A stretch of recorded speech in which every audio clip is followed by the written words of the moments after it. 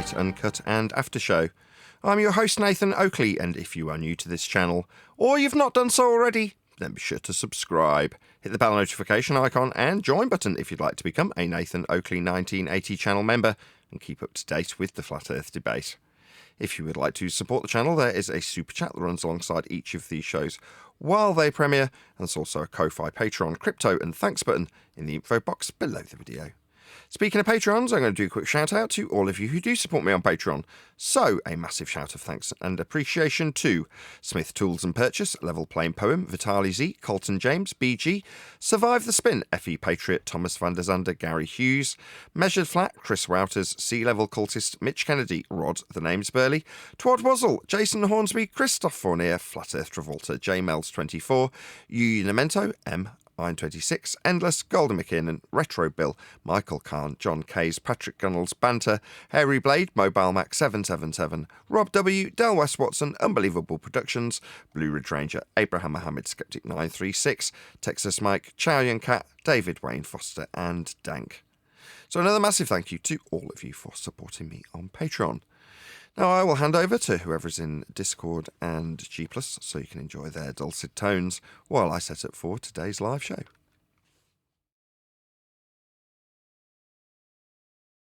Hey Neil.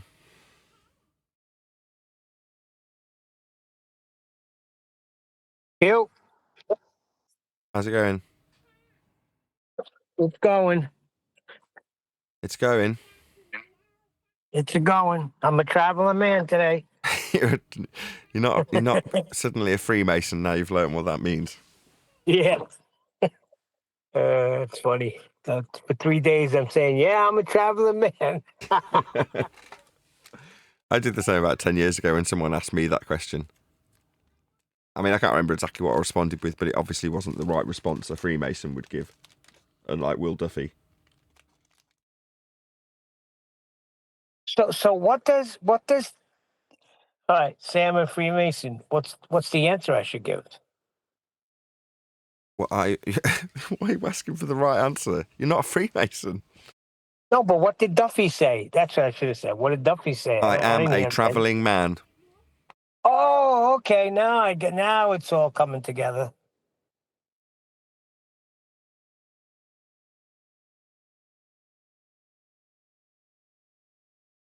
Yeah, we're surrounded by disingenuous bastards. Yeah, we are, yeah. Are we like the last of the honest people? What do you mean, last of the honest people? Nobody's honest, Neil. Everybody lies. In this particular, let's say, topic we find ourselves in, I think we are. I haven't heard anybody lying about anything. We've been honest about everything. Maybe. What we discover is what we lay out. Yeah, I don't know. I haven't psychoanalyzed this, Neil. I don't know why you're doing it. What you're assessing? Our honesty levels. Just that, sometimes it gets a little annoying how people are so disingenuous.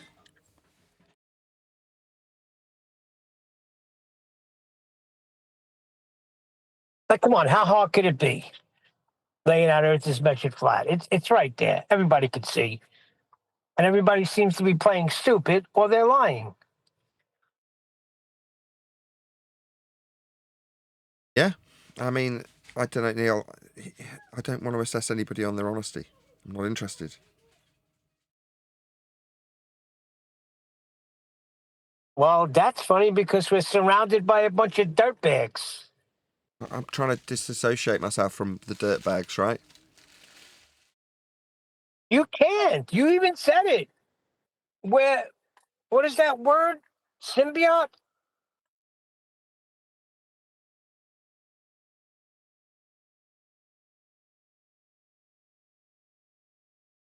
Yeah, just give me a sec.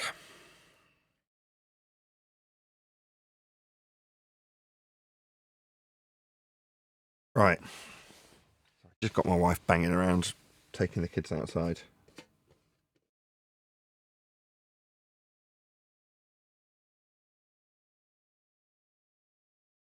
I just said hello to politics, but I realized we're not there. Right, okay.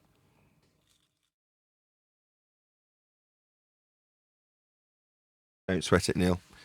I did actually say to somebody yesterday, or say to the hangout / whoever, it'd be nice to have something to cover today, because typically we're in the mood to be doing something on a Friday, like it's not a special event, but I don't know why I even care, right? The numbers on the politics shows were the worst of the week. I mean, that's possibly just because, I don't know how to justify it. It's a weird one in my head. I look at the last week's statistics, or last 2 weeks actually, since we haven't been in there. Better numbers. So you're like, how else am I supposed to look at that, Neil? Yeah, it was more fun for your. It's better for you if you were getting less views. The numbers are better without it. That's great. But it was kind of fun for us when Bundy's come in and you rip them apart.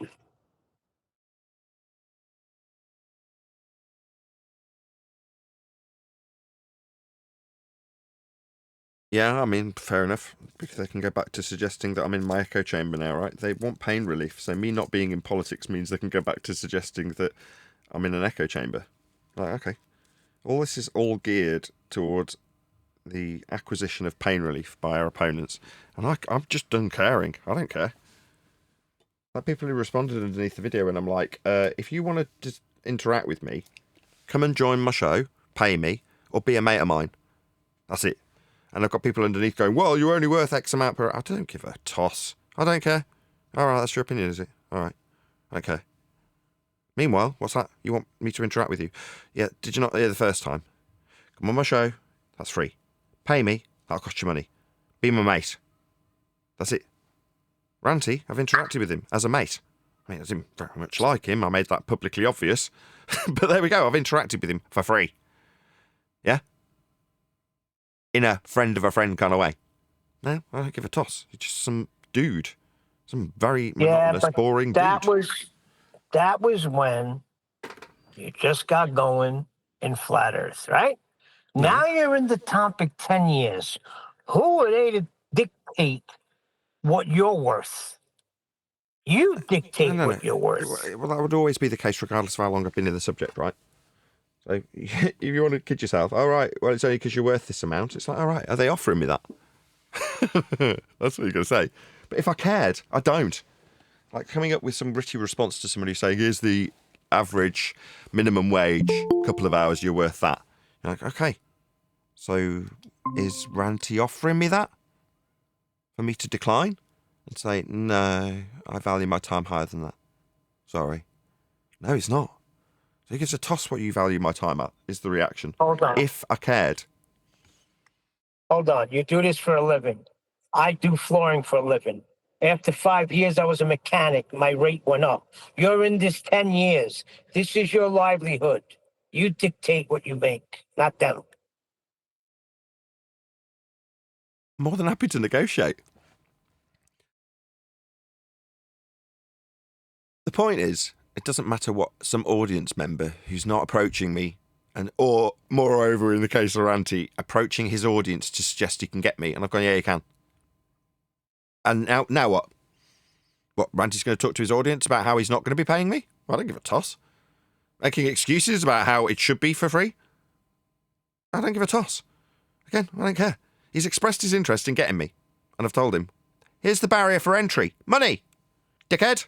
Have you got any? No, then fuck off. You tight shithead.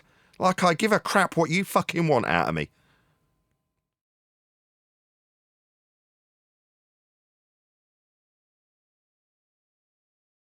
Agreed. Adam. How are you?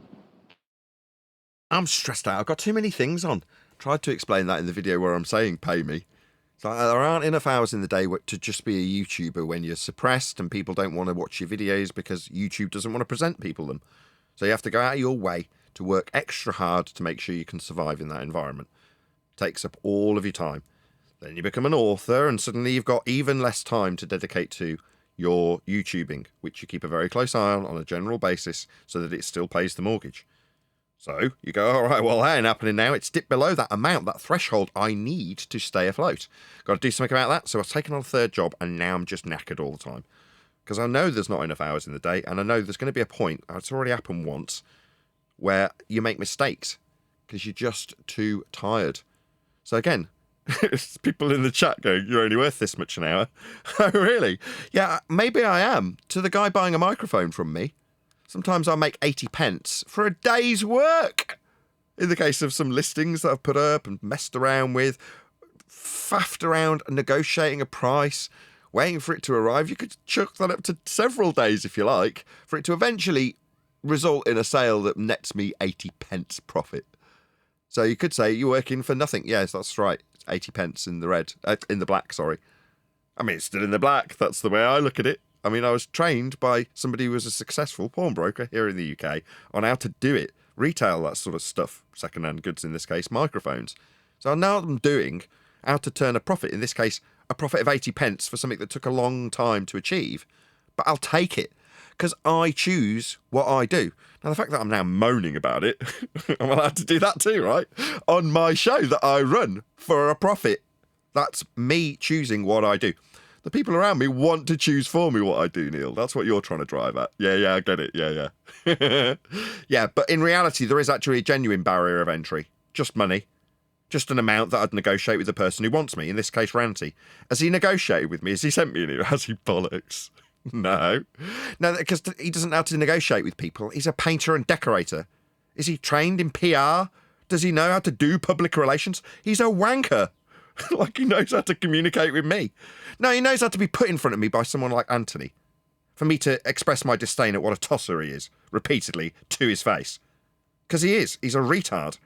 And he knows it. I've told him. Now he thinks after the fact because he's, turned tail on an absolute fact that Earth's measured flat and become a baller again for popularity, that somehow he's going to get me. No, wanker, you just pay me. Have you offered me a dime? No, you haven't. Then fuck off, you pathetic tosser. Go watch another man sleep with your woman. Well, that's what I mean. Let me offer Ranty what. Sorry. I don't know if you could hear that, but I'm getting an order. Let me offer Ranty painter's wage that's only doing it for a year and tell him to do the job. Yeah, Ranty's only worth a couple of bucks an hour. I'll just put it out here right now, right? Hey, Ranty, I need my house painting. Do you want to come round? I've decided you're only worth £2.50 an hour. So get over here and paint my house.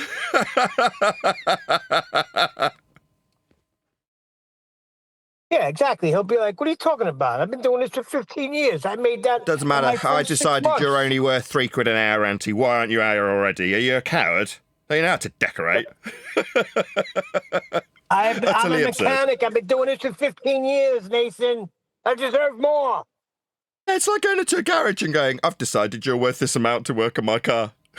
You're like, do you want a broken jaw? Is the response from the mechanic. No, I think he'll just break his jaw.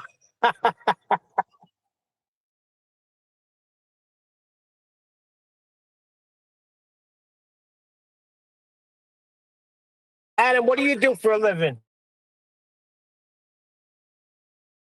Nothing.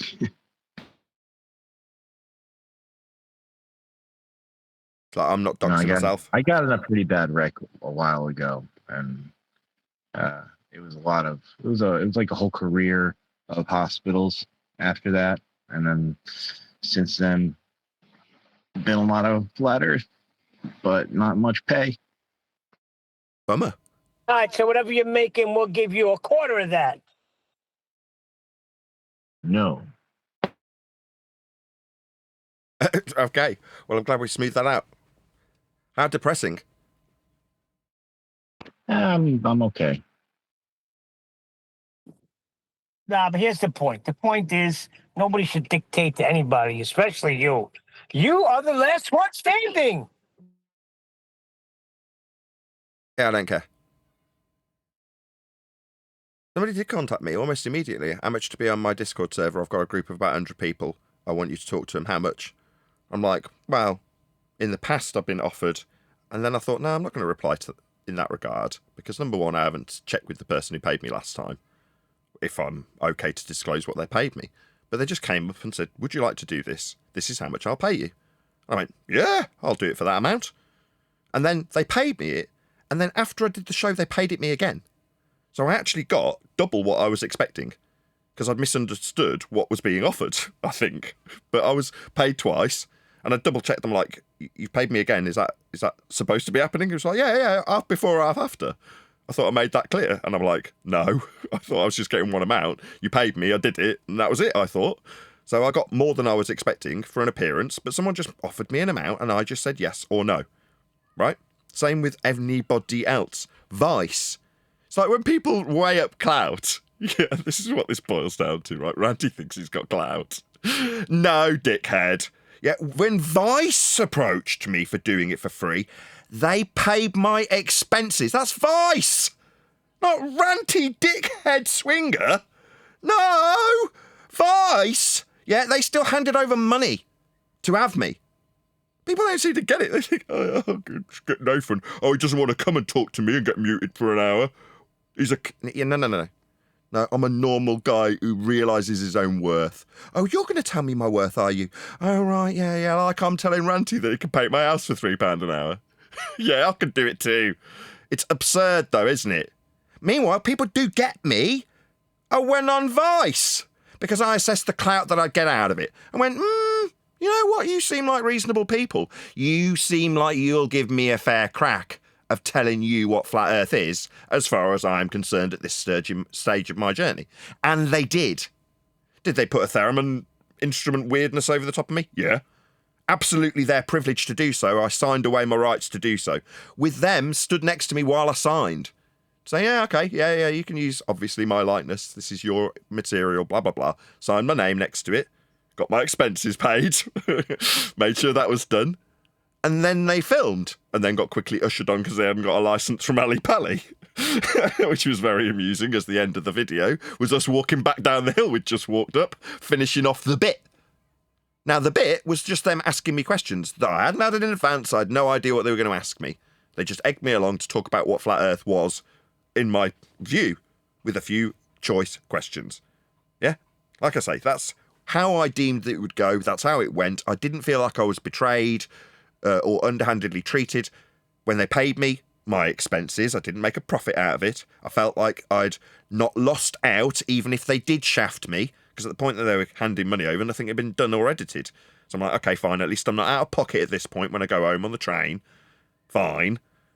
So then at the end of the process, we're like, oh, that's not a bad result. I chose well. Now, bear in mind, I've turned down the Daily Mail and various other things, newspapers mostly, that have been handed to me by Mark Sargent and various other people who've looked for a flat earther, and I've assessed them and gone, wanker, think I'm going to talk to you? Piss off.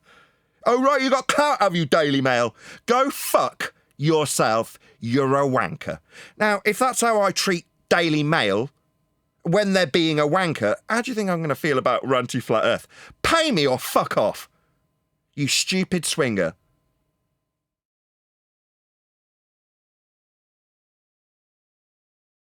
No swearing. That's how I feel, though. I'm just expressing how I feel about these wankers when I'm up against it with too much on my plate. Got too much going on. Now, I've got too much going on because I've got a mortgage to pay and a responsibility to keep two kids fed, if I could say it. So I'm going to do whatever it takes, like you would, wouldn't you, Neil? Right? To make sure that happens. Now, if it means I'm utterly exhausted constantly, which I am, then so be it. So long as the mortgage gets paid, right? That's all that matters. The kids have got a roof over their freaking head.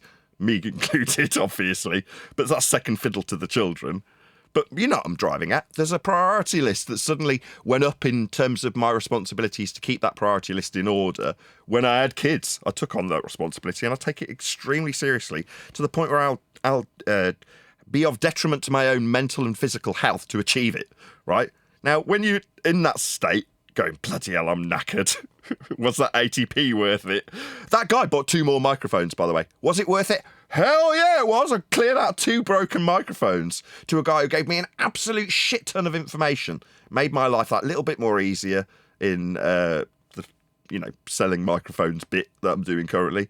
And he bought 2 broken, things on, oh, what a disappointment, microphones. Admittedly, I made a pittance on both of them, but I haven't lost money on them. They're not sat there waiting for their value to be redeemed so I can spend them on other things. Someone else who's knowing they're broken and hoping to get them working for cheap has bought them and given me information along the way. So I'm win-win-win happy in that regard. I was a bit put out about some of the broken microphones I've got, right? Well, the nicer ones did get listed, and they've been bought, a couple of them, at least 3, to be precise. The ones that were too nice to chuck away. I don't think there's any other ones that are listed that are broken, so I've currently got a full inventory, or whatever the word is that I keep getting wrong. A full stock list of working microphones. Inventory, that's the one. Got there in the end. I just wanted a full inventory of working equipment, right? Non-broken stuff. So for someone to clear that out, I'm delighted about it. Just makes me feel happier. So yeah, like I say, well, that was not going to be my point. While you're in that process, someone like Ranty comes along and is like, "You're going to come and be on my show with Craig?" No, not unless you're paying me. What's that? You've decided how much I'm worth. No, I can do that of my own volition if I need money, right? I can decide to buy and sell microphones.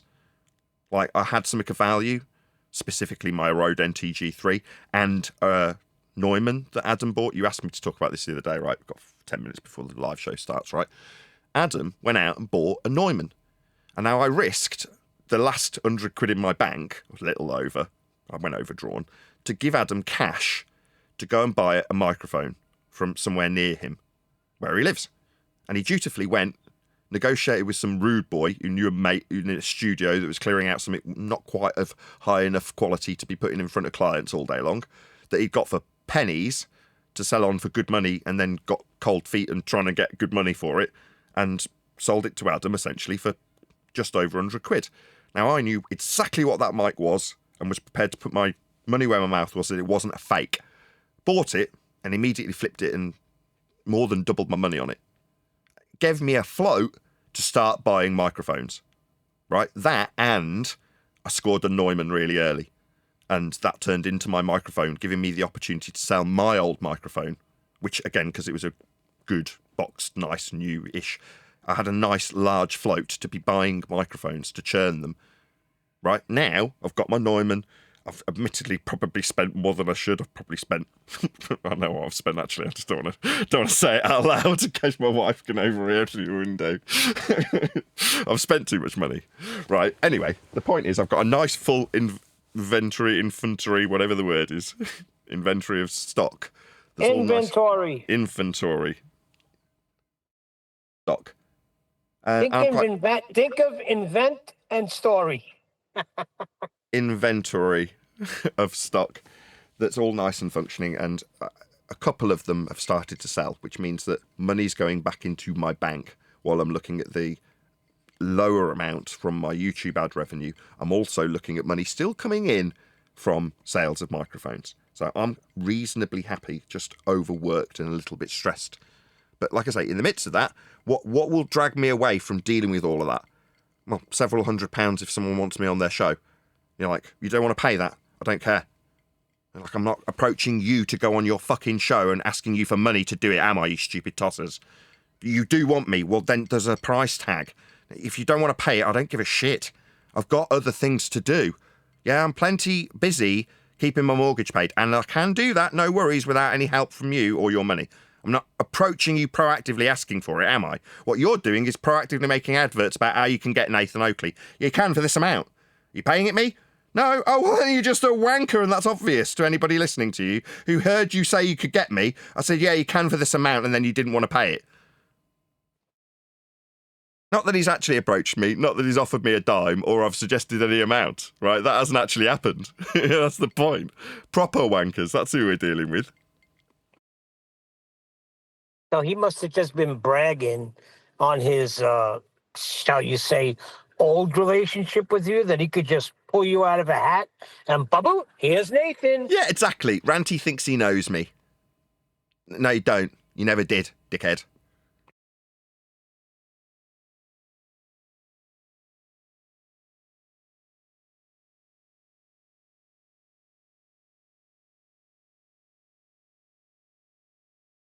Yeah, I understand your frustration, though. Because that'd be like me. Guys offer me, hey, can you come install my flooring? I'll give you $50 for the day.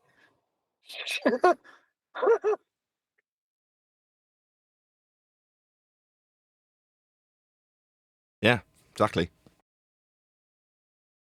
I really should. I look to get $375 to $400 a day. Now, do I get that? No. The lowest I'll go is $250 a day, and that's it. I will not do it for $200 a day. Did that when I was a freaking young man. But that's the going rate. If you want me, and if you needed me, Nathan, I'd probably do it for nothing. That's the thing, isn't it? That's what exactly I explained in that shorts video. You know, number 3 on the list of how to communicate with Nathan Oakley is be my mate, be my family member. You know what I mean? It's like, yeah, sometimes you do these things for family members for free.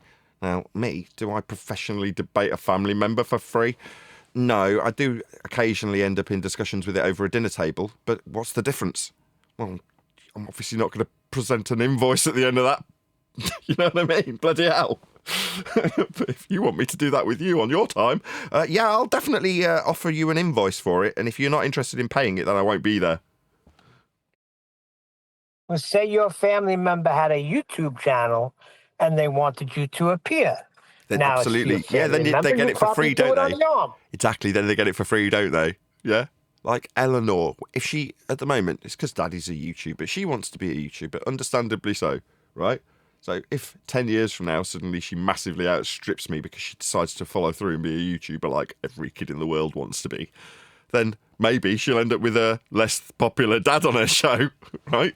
Or me trying to get her subscribers to be interested in my subject more likely, right? But is she going to invoice me for that? Obviously not. Well, I'd hope not. I haven't taught her to be that tight. I don't know. She may take it. She got the Oakley blood. Yeah, you're my dad, but I'm running the show here, Pop. Another thing that happened that cheered me up today slightly, although I'm still overworked and underpaid, was typically, right, when I buy these microphones so when I'm purchasing them, I'll pitch a price and then start to market it before I even actually get the thing. As long as it's mine, I own it and I've paid for it, I'm happy to start marketing it, knowing full well that eBay takes 2 or 3 days to actually get their marketing arse in gear and get your stuff out online and, you know, actually have it appear in all the listings effectively. It takes a day or two, right? Now, don't get me wrong, you might look on someone searching the exact title that you've got, but generally a couple of days. So I'll start marketing something, but I've got to pitch a price.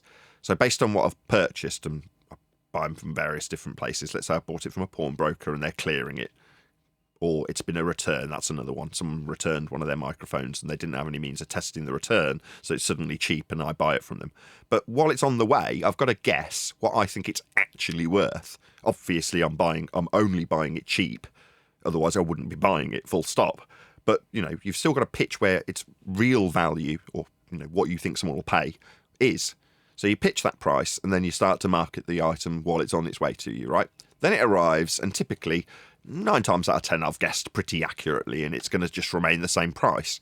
Or most of the time, not most, half of the time with the old ones, right, they're broken, which obviously means they drop hugely in value the second you've tested it. Because I'm not going to lie and pretend, oh, well, this is just untested, there's a chance it might work. No, I just put on the advert, you know, this is for spares or repair, as in it's not working, right?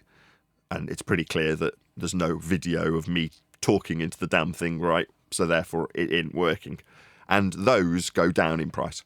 But you'd hope there's occasions where you've guessed wrong the other way. In other words, you've thought, nah, this will be worth X amount, and you get it and go, oh, this is actually much nicer than I expected. That happened today. So somebody who's got an elderly mother, I tend to get engaged in conversations about these people and their history. I'm saying this, and I won't go into any doxing or details about this particular individual, but nevertheless, his story is he's looking after his mother. He started a radio station in his house, and he's got all these mics lying around, but now he obviously has no use for them and needs to sell them on eBay. And he's telling me about his radio broadcasting history and the use of the mics. So, I've got, you know, most of the things I've got behind me that I'm selling, I know their history to a degree. Well, in this case, when I got the Shaw 588 from 1960, other than the foam all being deteriorated inside it, it is a beautiful microphone. So I cleaned it up and I'm like, wow, this is really, really nice. So I changed the internal pop filter, tested it, listened to it back, and I'm like, wow, it looks great, sounds fantastic. I'm actually, for the first time, going to increase the price.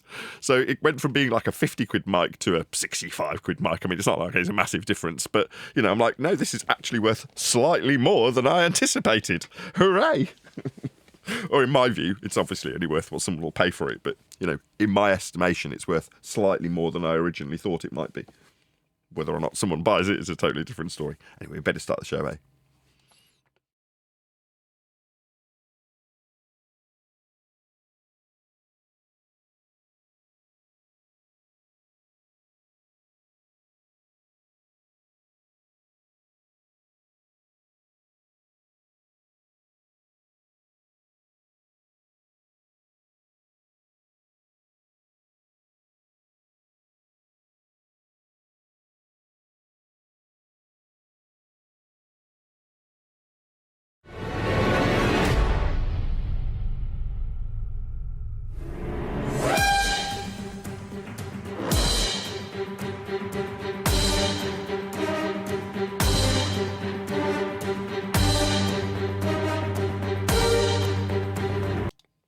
How are you? Morning. Me, I'm overworked, underpaid, tired, and we're at the end of the week. So it's good in a way. So as much as I love sitting here doing the YouTube bit, that's my favourite by a considerable margin. I do actually still have loads of other things to do, so I'll spend my entire weekend doing those. Jardo says I'm here for the karaoke. By karaoke, do you mean my occasional singing into a mic that's maybe saleable as a Beatles mic or something? Maybe that's what he's referring to. Thank you for the super chat. Really appreciate the support. Any evidence of a self-perpetuating molten iron core at the centre of a presupposed spherical Earth? D waves and S waves. You give Earth a sonogram like a pregnant woman. You know how sometimes women get those sonograms to see how the baby's doing? That's what they do to Earth. P waves and S waves are with respect to a horizontal plane of reference, though, aren't they, Neil? Oh dear, flat Earth proof again. Yeah, we've just been doing this chapter. I say doing it, going over it and dotting the I's, crossing the T's, making sure everything's phrased nicely. Huge chunks aren't really getting removed, but there are some fairly sizable chunks that we are dispensing with because of their redundancy. You don't notice when you're writing a book that sometimes you've said the same thing twice or three times sometimes. So sometimes when you say the same thing 2 or 3 times, sometimes you have to remove it because you've said the same thing 3 or 4 times, sometimes the same. And then you might want to remove one of those things, you know, where you say the same thing. That is funny, though, because they're talking about, we're saying Earth too many times here. There's about a half an hour. Well, you got Earth being said 4 times here. Let's change it around. But listen, this is the type of intense environment. We want this book to be great. Your name is going to be on it. So you got Huey, Adam, Brian, John, everybody there with their eyes on it. And it's going to be a great book, people. And get ready to buy and buy it for a friend. I'm truly privileged to have the people around me that I've got right. And I'm just going to flip what Brian does typically, which is like everyone else is writing your book for you. It's not even your book anymore. Right, that's nonsense, but Brian's doing it to touch a nerve, and he does occasionally do so. But if I actually lean into that and go, well, if I look at it in the way that Brian's having a jab with, well, no, there are lots of people writing, editing, and rewriting huge sections of my book for me so that it sounds better. And to the point where when something has been rewritten or written originally and then adapted from things like QE's website, which there's huge chunks of stuff that's come from top-end sources, why wouldn't you use them? Like QE's website. But when you're going back through the book, you'll listen to certain things in it and go, well, that sounds a bit like QE. Now, when it's phrased in a certain way, as opposed to just written down on the book in a certain way, you want to hear me rather than hear QE resonate through those pages, right? Because as Neil's just said, it's my book. So I'm so privileged to have people who are so humble. This is, people don't think this is QE, it's absolutely the case. So humble as to say, this sounds a bit too much like me. How can we make it sound a bit more like you? What would you say? I mean, admittedly, it's with a lot of swearing and indignant and being told to shut up occasionally. But, you know, the point being that everyone around me wants this to be my book. Maybe not Brian. He does too, I'm sure. But you know what I'm getting at, right? They want it to sound a certain way. So if there's a certain Americanism that's snuck in through my referencing QE's website in a certain place, that is altered by QE or Adam, and we discuss how it should be phrased so it sounds more like me. And, you know, I'm just so privileged. I'm so lucky to have the people around me that I have got around me who couldn't have more my best interests at heart. You know what I mean? I am so lucky. Absolutely. Other than Brian. Brian would happen Brian to see likes me to take burn. a piss out of you because you take a piss out of him constantly. It's not fair. I should start playing victim. But anyway. Right, let's do a bit more housekeeping. You have to lean into this, Adam. You there? Because there's no Neil. And the rest of the Discord server, who I haven't had a peep out of. Any evidence you can have gas pressure? Good. Any evidence you can have gas pressure without a container? Gas fills space. Yeah. Unless it's contained. The whole Katy Perry thing over the last couple of weeks is don't look at the right hand pointing up to the sky vacuum that definitely isn't real. Look down here at the left hand because it's opening a door or kissing the ground or dealing with a wilting flower. You know what I mean? Let's look over here. It's so pathetic. But yeah, in reality, we just haven't got a sky vacuum. Right, Adam? Gas fills space. They put a movie out just a couple days ago on the Roku, so it's free, called Kiss the Ground. It's not about space. It's about, I think, like environmental issues. But I don't like coincidences, and I just wanted to bring that up. Yeah, I used to do that when I was a bit younger. I kissed the ground, and it liked it.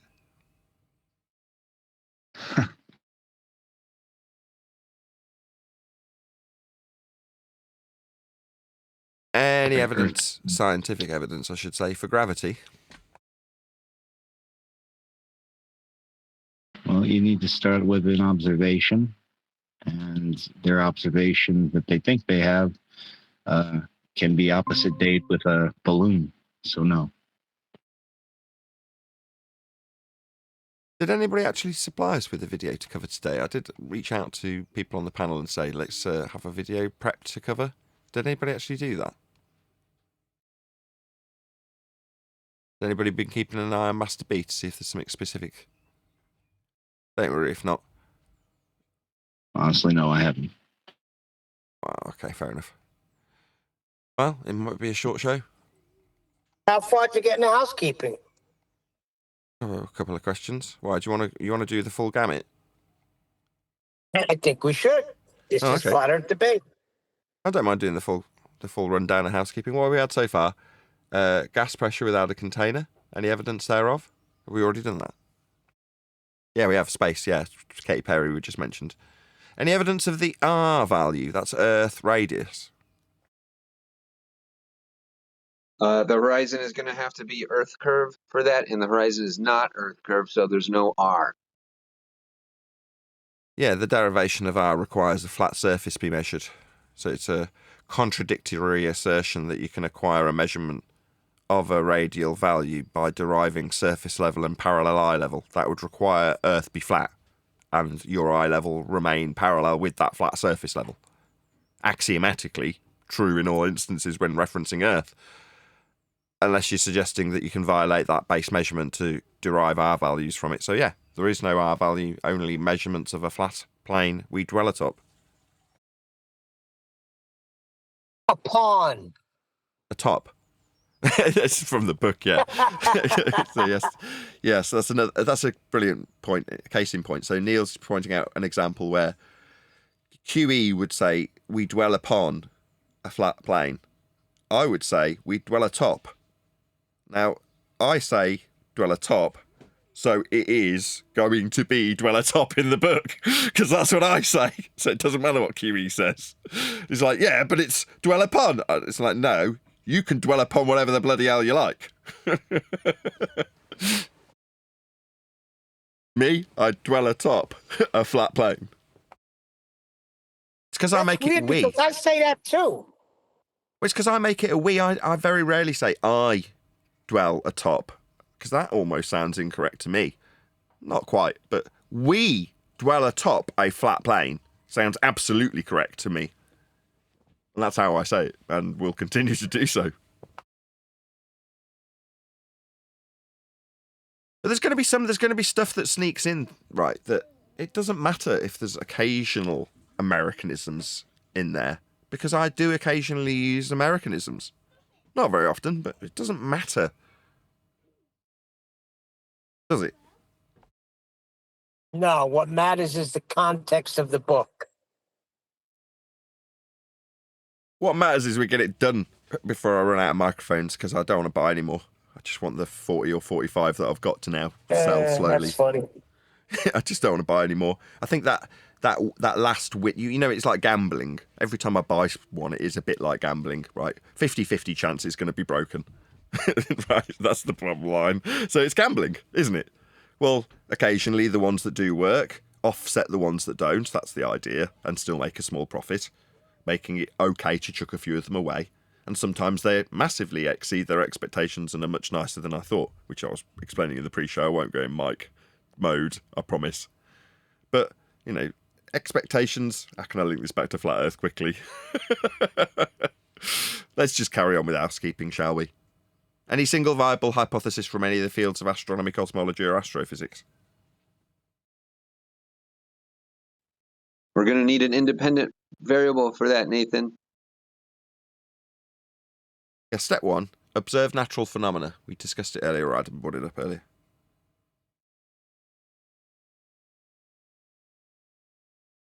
What's an independent variable? Does that mean one, or can I have maybe four? A bit like Lone Ranger, like asking if you can have more than one Lone Ranger. Independent, on its own, alone, singular. One. Independent variable. That is the presumed, yet to be validated, suppositional cause of an effect you've observed in nature. It is that which you formulate into a hypothesis, that's a scientific prediction, as your presumed cause of the effect. It's what you think will cause the effect you observed at step one of the scientific method. Step one, observe something occurring in nature, otherwise known as a naturally occurring phenomena.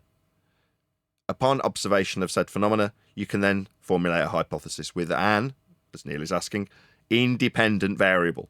That is the single variable presumed cause of the effect. It must be real. It must be the independent variable in your scientific prediction. So therefore, it's your A statement in if A, then B, aka scientific prediction, otherwise known as hypothesis. So your statement, if A, must be real and capable of variation and manipulation by you, the researcher. That is to say, it must be something that you can physically vary yourself to, hopefully, induce the effect that you observed at step one. That is to say, you vary this presumed cause, and as a result of your varying that presumed cause, singular, the phenomena occurs. Now, if that is the case, you vary your presumed cause in your hypothesis that is real and capable of being varied, and it does indeed induce the effect you observed in nature, then that is a validated hypothesis, at which point you would rule out the ancillary, now disproven, null hypothesis or zero difference result that sits alongside your scientific prediction. That is to say, if A, that's to say, if you vary your presumed cause, not B, B will not happen. Well, obviously, if you varied it and it did happen, you can rule that out. You put a line through the null. You then have a proven scientific prediction. That's to say, your experiment, that's what varying a presumed cause to see if it causes an effect is. That's an experiment. But at that point, you've got empirical evidence. Lest you violate the law of non-contradiction A can only cause B. It cannot both cause and not cause B simultaneously. Violation of the law of non-contradiction. Ergo, upon variation and manipulation of a presumed cause to the point of validating it as the cause of an effect observed in nature, you have empirical evidence and can form a theory based on the outcome of an experiment. Proven scientifically. That's what science is. This is natural science. Cause and effect reasoning based on natural phenomena, established through scientific prediction. That's variation and manipulation of a presumed cause of an effect, to the point of validation. That is an outstanding summary of the scientific method. My name is Nathan Oakley. My hourly rate is now. And you will find that in the book. So let me ask you a question. So that would rule out the stars as being an independent variable. But some may say that you can vary them with time because you observe it at a certain time here, and then you observe it later, doing something different.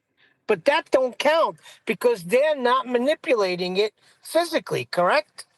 Yeah, to be an independent variable, first of all, you must be the presumed cause of the effect in your hypothesis. That is to say, it's what you've written down as if A.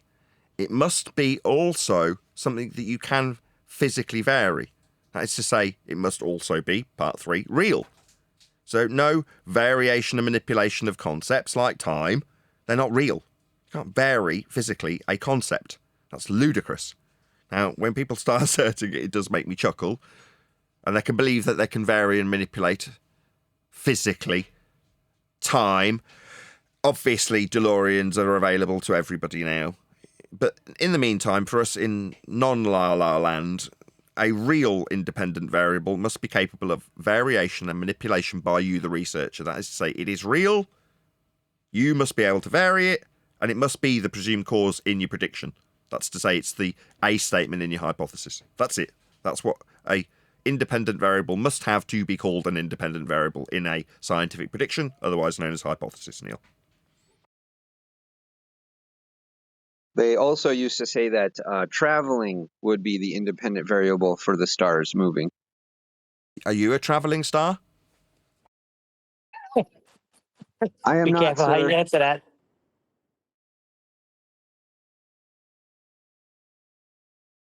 So if travelling, then star movement. That's ludicrous. Okay, I just moved. There's no stars. Nothing's happened.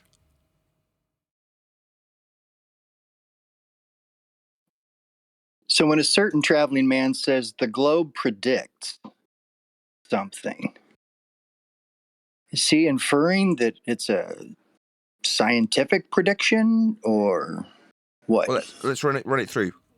Is the globe physical? Is the globe physical? Yes. To be an independent variable, you've got to be physical and real. No, you're begging the question. You're asking, is the ground we're on spherical?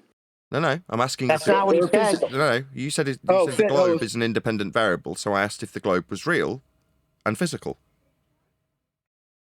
It is not. It's mathematical and conceptual and derived from flat Earth measurements. So the answer is no. So step 1, is this an independent variable, something that we haven't even got to? Can I vary and manipulate the globe? The globe that what is a concept derived from flat Earth measurements mathematically? No, it's not real. So no, it's not an independent variable. So when Duffy, the Freemason travelling man, says the globe model predicts, no, it's absolutely not science, he's a fraud.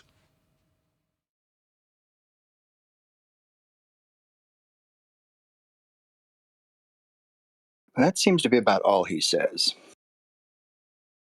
Yeah, that's what frauds do.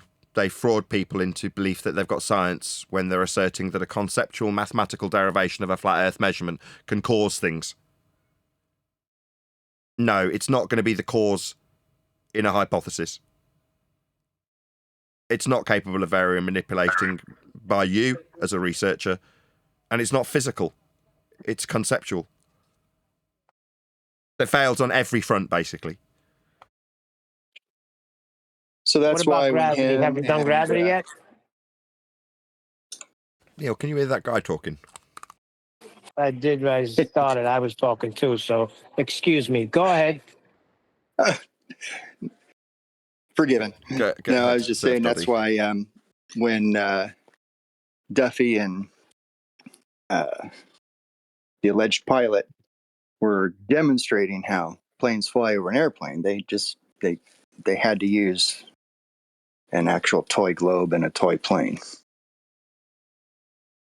Yeah, That's all they got. we use pitch data. We don't use toy globes and toy planes to demonstrate what the black box data, life and death information that comes from these aeroplanes and their flights that Wolfie's been on and had to be lying about for the last 8 years. Yeah, he's been exposed. Pitch data from real planes. Yes, NTSB, National Transportation Safety Board. About as high level in terms of authoritarian data that you could acquire. It is the highest of standard. Earth is flat in their data. Just to make absolutely clear that anybody who's listening to this realises that tosspots and liars and frauds holding up toy globes and toy planes do not in any way, shape or form compare to the National Transportation Safety Board's flat Earth measurements that they present when dealing with air crash investigations. Life and death scenarios are dealt with on graphs that show Earth is measured flat in no uncertain terms. Yeah, we come official. They come with their children's toys. Yes. Pastor Duffy, the travelling man, has his toy globe. We have pitch data. That Wolfie, the pilot, has been lying about for the last 8 years because it exposes him suggesting that they negotiate a curve when they don't. He's just been lying about it. Yeah? And therefore his projected lies and concerns thereof has led him to assert that we would need 160 grand to get pitch data. No, not Duffy. Wolfie, your lie's not worth 160 grand. It's just your lie, you scumbag, disingenuous man. Wolfie knows Earth's flat. That's why he goes out of his way to cover that which he's concerned about. Yeah, these are these Muppets and their concerns that have been projecting onto us for 10 years.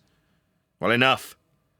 We know you're worried about it, or you wouldn't be lying about it for 10... No, it's not quite 10 for Wolfie. 8 years. Right? You lied 8 years ago. We've exposed you, Wolfie. Your necessity to go around a curve. Yeah, you knew full well that your pitch data you said was 160 grand to acquire would expose your lie. Now, why have you lied? Yeah, because you need to cover it, don't you? Yeah? Well, good for you. Me, I don't care. I'm not lying when I say Earth's measured flat by the NTSB. When I use your own authority, this is Wolfie 6020, the pilot, yeah, I'll use your highest of standards in your realm to prove Earth's measured flat, because it is. Do I need to lie for 8 years and bullshit about how much it would cost to acquire this data that shows Earth's measured flat? No, but if you're lying about the facts shown in these graphs, then you're Wolfie. That's what the reality is. He needs to lie because he knows Earth's flat. The awful truth he's been hiding from everybody. Now, me, I don't give a crap anymore. Earth just is flat for every practical application you can ever apply to it. Ed? Sorry. Yeah, but that's what I was saying this morning to you. We're just surrounded by disingenuous people. I mean, he came right out with that video with Duffy. Why wasn't a video like that made years ago when Brian was inquiring about pitch data? All of a sudden they got scared. Because he's already lied about you it. Can't have this proof out there. No, he already has lied about it with his little toy plane. This is Wolfie 6020, 8 years ago, in a clip that we've got that we can play at nausea of him lying about what he knows damn well not to be true. And then he spent a significant period of time trying to cover it up. Now we know it's just not that complicated. Now, for him, it was worth him lying about how much it would cost to acquire this data. What, this data that would absolutely, prove a ball for 160 grand? No, it was just something that would expose Wolfie's lies.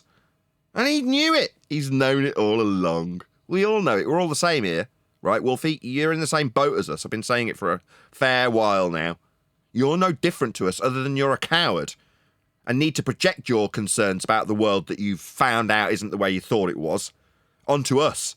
You've been doing it for a long time, you bleeding coward. You all do it.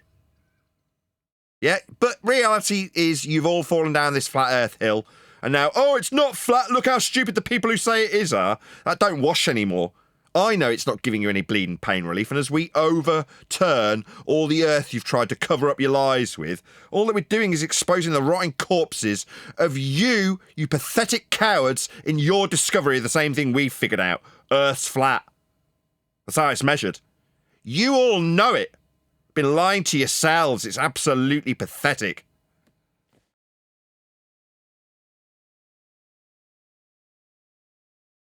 Meanwhile, admitting to that, having a pair of balls and being able to say, yeah, I understand that the world that I've been lied to about with a religion called heliocentrism isn't the world we measure. Me being able to say that with confidence means I struggle to pay my mortgage and should be tolerated in terms of the abuse I suffer from cowards who need to cope with these facts I can openly admit to. So yeah, you feel free, pour scorn on me all you bleeding like. Doesn't change the reality. You're all cowards. You can't face this awful truth. I can.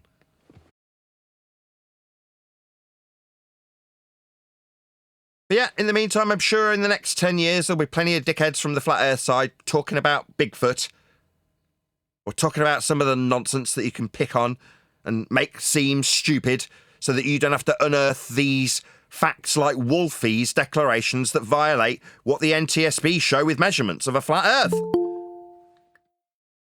You can just keep going for that low-hanging fruit over and over again so you don't have to face the awful truth.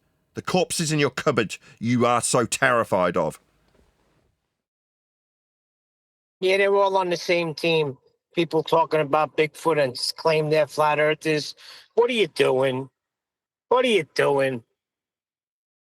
Yeah, flat earth is just earth being measured. That's all it is. You need to make it into some crazy witch-looking woman talking about how Bigfoot's something we need to concern ourselves with because her daughter smelt something in the bleeding air. I spoke to Karen B. Her standard was her daughter smelt something. We're surrounded by shills and idiots, retards spewing garbage waffle, calling themselves flat earthers so we can be that person that Wolfie gets pain relief from by saying, look how stupid flat earthers are, while he knows damn well that the plane's flying over a flat surface, that we measure our height with surface level and document in NTSB pitch data. Earth's measured flat. And that fact isn't going to change with some crazy witch-looking woman talking about Bigfoot. Well, hey, Brian. Well, some of your ex-panel members picked up on that and are really laying down the evidence that Bigfoot exists. What? Yeah, and this is what's important. Why we never. There's probably more evidence of that than Earth curve, though. Probably, but that's why it was so important that we didn't entertain any of that nonsense. We are totally separate from that. But some ex-panel members are jumping on this Bigfoot bandwagon and claiming that they validate it. Oh, you're not just saying this hypothetically? This is actually I'm saying a thing. it for real. Oh my God, I'm going to get the lowdown on this. I can't quite believe my freaking ears. But hang on. Before we go down that road, I must point out something. About the number 9. The ballers do all the time to flat earthers, right? You know what happens. You know the way we point out that some flat earth, we point out that this person's talking rubbish. They might be a flat earther, but we're pointing out they're talking rubbish. They don't like us pointing that out, right? So what happens is they find a friend in the ballers, right, who say, yeah, we don't like all them either. And that's not the way, these conversations should take place. They shouldn't be so cut and dried. And they have no open minds and whatever, all those FED people, blah, blah, blah. So then the baller brings the flat earther onto their channel to talk about something like flight and presents them with a heap of rubbish, right? And the flat earther then starts entertaining the rubbish, right? Because they're supposed to be good to talk to, not like those FED people, right? And they're being made idiots out of. And that's what happens, right? The ballers, they find these flat earthers literally find solace with the ballers, and the ballers find solace with them. But it always works out better for the ballers because the flat earthers who didn't listen to us end up getting their asses handed to them on the ballers' channels when they bring them on their channels. Because that's what they do. They become friends. And then the ballers stick a knife in their back because the ballers don't care. They want every single one of us in a pit and they want to cover it over with soil. And that's it. And anyone who thinks any different is stupid. Well, I think differently. I agree right up to the point where you said they want to bury the flat earthers in the pit. No, it's the straw man of their recognition of the earth that they're concerned about being something other than what they've been taught. That's a ball. That's what they're really burying. Now, just before you joined, I was making the metaphor that we are unearthing those corpses, metaphorically, of their concerns that have been buried in earth that is metaphorically the souls of the flat earthers they've destroyed for their Bigfoot belief. And in reality, no, what you're really burying is in the case of Wolfie 6020, who was used as an example earlier, lies about how it works with that little toy plane, right, Brian? He's been covering it up for 8 years. That's why the pitch date had cost 160 grand. No, because it just exposes your lie, Wolfie. That's what's being unearthed. They've projected it onto us. That's the metaphorical earth that covers the corpses of their concerns. They're at the bottom of the same hill we are. I've said it all along. Yeah, but what I'm saying is... Neil. Hold on. What I'm saying is... What Brian was saying? Go ahead, Brian. I was going before, and I got interrupted. What the hell with it? Go ahead. Look, Neil, I know, I understand that. Neil is right. Here we go. Any other day when Neil's interrupting Brian, he'd have got an earful, right? Today, because I've told him off for it, no, suddenly Brian's got to side with Neil today. No, I did overtake. Neil was saying something, and I stepped in there before he was saying. Before you go down that, let me tell you this. I'm waiting to get back in because we're being mocked because the person was a panel member here for years. This is what you get when you're on Nathan Oakley's channel. But freaking, find out for yourself. Get a grip. Neil, relax. Who are you talking Neil, go ahead. It doesn't matter what I have to say. Yeah, that's fair enough. Go ahead, Neil. Just go ahead. Oh, he's dropped. I hope he's not annoyed with us. Craig, if you're about later, can you help me find a path to a file for Teams so I can put it into my stupid Stream Deck? Because I'm spending 5 minutes a day trying to get the stupid thing to load. Bloody Teams. Anyway, I'll find out from Craig later. He's probably sold. Anybody know who Neil was talking about? He's going to join in a minute and tell us. I don't know. I got here late. I just got it. Anyway, good morning, guys. Morning. Well, I guess I'll interrupt a little bit and second 100% what Brian's saying.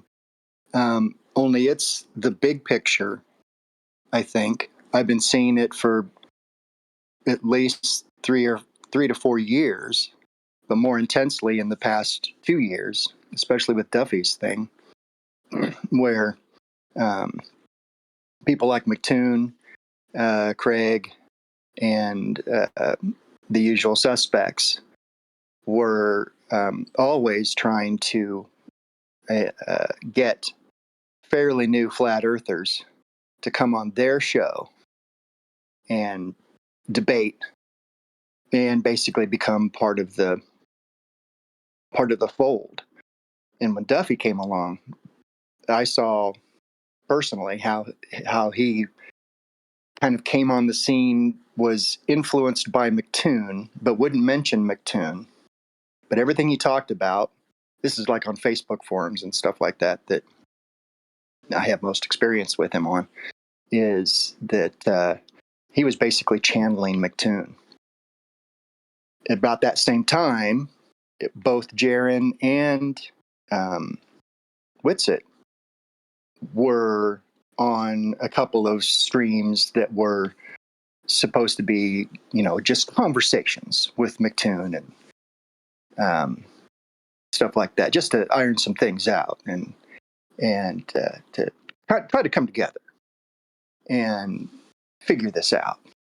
So, yeah, you can look back a couple years ago, and every time that the usual suspects have gotten flat earthers and to come on like Modern Day Debate and come on their own shows or do co-shows or whatever, then those eventually became compromised.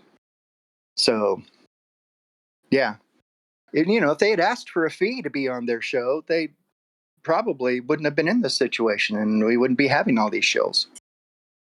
Well, Brian's 100% correct. yeah, well, what I would say is I appreciate the support. But what I would say is that the likes of Jaron and Whitsitt, they weren't compromised. That's who they were all along. That's who they are. So the likes of them were not compromised. They're all in on the scam, right? Or the whatever you want to call it, right? The joke. And they were all along. But you have stupid flat earthers like Karen B, who will go against people like Nathan and myself and whatever, and say they're all bad over on FED. And then she'll want to have some stupid conversation with a baller about ether or whatever rubbish they want to go on about, right? And they'll take solace in each other. The baller say, we don't like those FED people. You can't have a conversation with them. And the globe busters will go, yeah, they're really bad, all them. And not just the Globusters, but other flat earthers out there, right? Who are just as stupid, as far as I'm concerned, and just as naive. But the baller is not interested, right? The baller is happy to get some solace in the agreement of these mock flat earthers. But what the baller really wants is to get those flat earthers onto their show and then bamboozle them with bullshit and then reach a point of a vague, ambiguous kind of a draw situation within their conversation that would be half a debate. And that's keeping their ball alive. And it's diminishing the flat earth because the flat earth like has to outright destroy the globe in all situations, whether it be conversation or debate. And especially with evidence, has to outright destroy it. Can't have a draw. They can have a draw, and that's a win for them. We can't have a draw. But all these people keep handing them draws, and they've done it for 10 years. And then they want to keep on being part of this stupid cycle where they keep on being on this big merry-go-round of debating the same ballers, putting money in their pocket, and the flat earthers getting nothing out of it. But we're the bad guys for pointing out all the things they say that are wrong, and all the things they do that are wrong. We're the bad guys, and as far as the ballers are concerned, as far as these fake flat earthers are concerned, we're the bad guys. But we're not the bad guys. We're trying to point out where you're all going wrong, and the ones that intentionally do it, the likes of Jaron and them, right? They're as intentional. But then you have the other ones, right, who decide they don't like you because you're pointing out where they're just wrong. They have a pride issue. I know of one. I'm not going to mention who he is. He's very well known, and he stopped having that to do with me because I pointed out where he was wrong, and I did it in a comment for it. And then he wouldn't let it go, him and someone else, and I had to literally make it a thing on a QE Live, make a bigger deal out of it on QE Live back a year or two ago or whatever it was. And now he has nothing to do with me because his pride is hurt, right? I don't care about your pride, flat earther. I don't care who you're supposed to be or who you think you are. You're just wrong. Right? I'm not bad because you're wrong. You're just wrong. End of story. And if you want to take solace with ballers, or if you want to talk to other flat earthers who take solace with ballers, and you all have a little circle of giving out about FED, I don't care. Nobody cares. Right? It's about what's right and who's right, and what's wrong and what's right. And these people, the likes of the Karen B's, even though there's times she did things, I would say she did some stuff over the years that was pretty good. She put a bit of effort into it. But on the other side of it, what else has she done? Taken all the wrong sides, done all the wrong things, and listened to no one. What good is she? What help is she giving? What's the point in doing anything good if you're going to equal it with something bad in the future? Not just her, but many others. We'd be better off if most of these people just disappeared and we ended up with a very, very small amount of flat earthers who just knew what they were talking about. And if they didn't know what they were talking about, they didn't open their bloody mouths. Well, that's what you're supposed to do. And you admit when you're wrong. I was about to agree with you till you said the last bit, which was that the rest of them just didn't open their mouths. Well, no, they definitely do. But there is definitely a small group of flat earthers, us, that just, you know when people say know them by their fruit? Well, we are in that position where we've been doing the same thing consistently for a long time, right? Now, at the end of that really long game for the sleeper shills that are out there suddenly turning their tails and pretending that they always knew it was a ball, or it always seemed like it wasn't quite right, and now they've found the path. Well, I don't think there could be anybody unless Mark Sargent's a really deep, sleeper. I don't know, maybe. But other than that, and DeBay, and me. But that's about it, right? Who else is there? Name somebody else. Mark, me, DeBay. Who's left? That could be a sleeper shill. That could turn around in 5 years from now, right? 15 years into the game and say, you know what? I actually just found out that there's the moon's up for this amount of time and therefore it's a ball. I mean, who'd have thunk it? Or whatever. I think, what could it be? Could they have people that would lie about being a flat earther for 20 years? Could that be the case? 10 years seems like it would be the limit, right? Surely. Although Mark Sargent could come out 5 years from now, would it be a shock? Not at all. If Mark Sargent 5 years from now said, you know what? Actually, we're in a simulated Earth that's a ball. I think your clue that Mark would be his continued hesitation to use the arguments of, and I'm not even going to say your arguments, because your arguments are simply just stating the matters of fact and what is true. This is how things are measured. Yeah, that's exactly what this is how things are measured. Whenever I've spoken to Mark about anything ever, he's been receptive, courteous, listened to what I've told him, and incorporated it. Now, normally I haven't got time to keep tabs on people like Mark, but people report back. They go, check it out. I heard Mark say X, just like you say it. And then you go and listen and go, yeah, he's just it's because he understood it, because I explained it to him and he understood. And I didn't have to keep browbeating him like with Dave Weiss, right? Trying to talk to Dave Weiss was always a struggle because he just braced against everything. Now, I don't think that makes him a shill necessarily. That's not the standard I'm laying this down for. I'm just saying it was a bit of a battle, the final one being science, where he just completely braced against it. And in my mind, I justified it because his mates, Witzy and people like Jaron, weren't in line with the uses of science in the real terminology and usage. They were barking on about ether and pseudoscience from their own sides. So that wasn't conducive with Dave and his mates, so I thought that's why he braced against it. But it was always a bit like that when I tried to educate Dave on anything. Mark, not like that. You listen, and it repeats stuff back to you that would let you know that he understood what you were saying, so you could quickly move on. And then once you dispense with the information, I was always happy whenever I've spoken to Mark. This is almost unilaterally true, that he's understood what I've said. And then he's demonstrated it later, that he did understand it, past tense, and can, in the present tense, regurgitate it when useful to him, as opposed to, I'm going to brace against how science works. You're like, why? Oh, right, because your shilly friends who are going to Antarctica need to use the same bullshit that we've been lied to with pseudoscience and ether. Oh, right. Well, there we go. Shows you back the wrong horse, you end up looking like a dotter. Hello, whoever that is, go ahead. I'll just shout at Jardo. Thank you for the 10 gifted memberships, Jardo. Go ahead, whoever that was. I was just saying he is also helping on. I believe it was national television with the black swan. So I guess props for that. I didn't make that out was a a word national television show, right? Was it? Am I wrong on that? I didn't hear you. Say it again. Was it Mark Sargent, the one that went on national television with the black swan? Or was it him? Yeah. Mark shouted me out. Was. He was on British TV.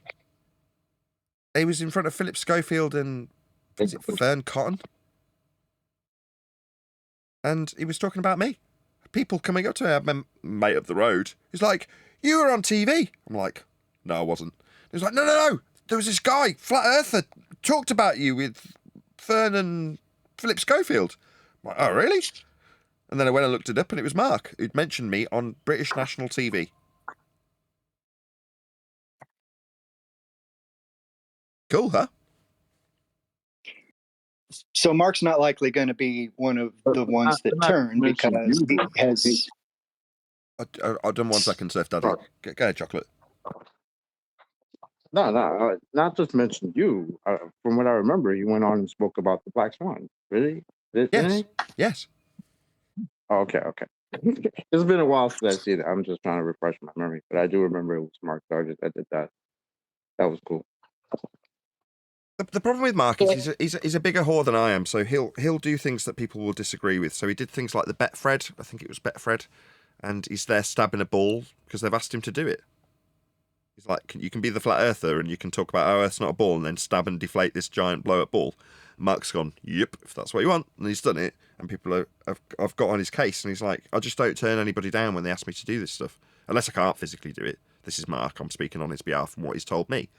It's like, no, if you're gonna commit to the gig, you just got to do everything. If that's Mark's attitude, you go, fine. Sometimes it doesn't. I don't think it looks great. That's why I use that example. I don't think Mark came off looking great in that. But you do what you do, right? And I'm not going to criticise Mark for it. I don't think I have even mentioned it up until now. Do we all know what I'm talking about when I talk about the Betfred stabbing the ball thing? The Australian advertisement. Yes. I didn't know it was Australian, but now I do know you've said it. Yes, Australian national TV. And that for their Betfred. Yeah, but people have stated that made us look stupid. That's not what makes us look stupid. People already think that we're like that. Marcus just capitalising on that. That's how I saw it. That meant nothing to me. That didn't even remotely anger me in any way. What makes us look stupid is idiots out there pointing things like ether. Right? What makes us look stupid is flat earthers saying the rising always rises to eye level. Instead of using the word, saying the correct term, which is the original term, or the original statement, the rising always appears to rise to eye level. It's little things like that, right? And the idiocy of flat earthers just hand waving away things, right, which like that are stupid, like gravity. Fair enough. Hand wave it away, but at least produce something that shows you understand what you're hand waving away and why you can hand wave it away.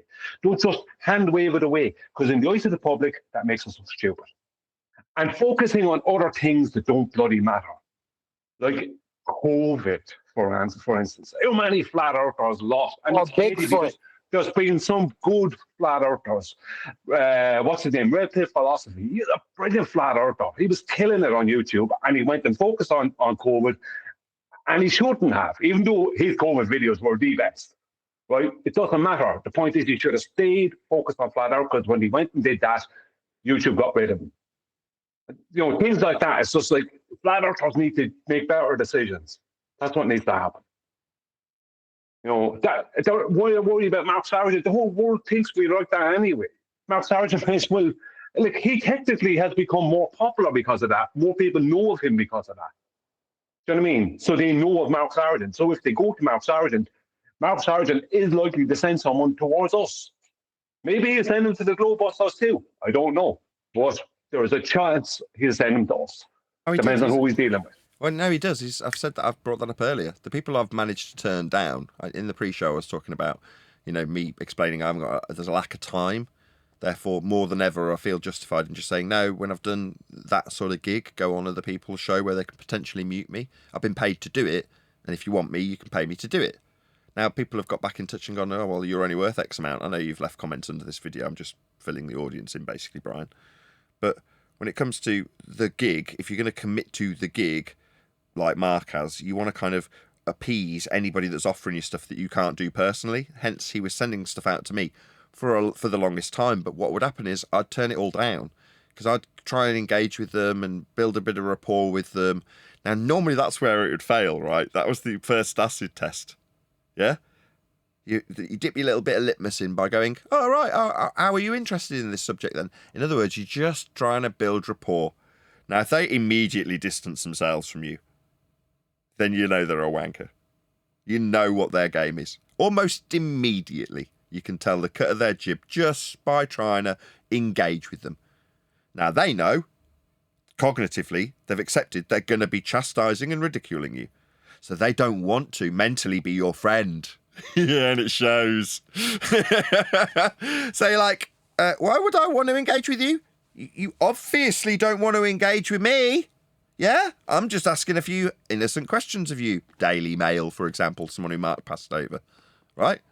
Now, back in the day, we had an equivalent of Karen B from the Sun, Moon and Zodiac group who did do that Daily Mail bit because I turned it down after they wouldn't build any rapport with me. What did they do? Chastise and ridicule her.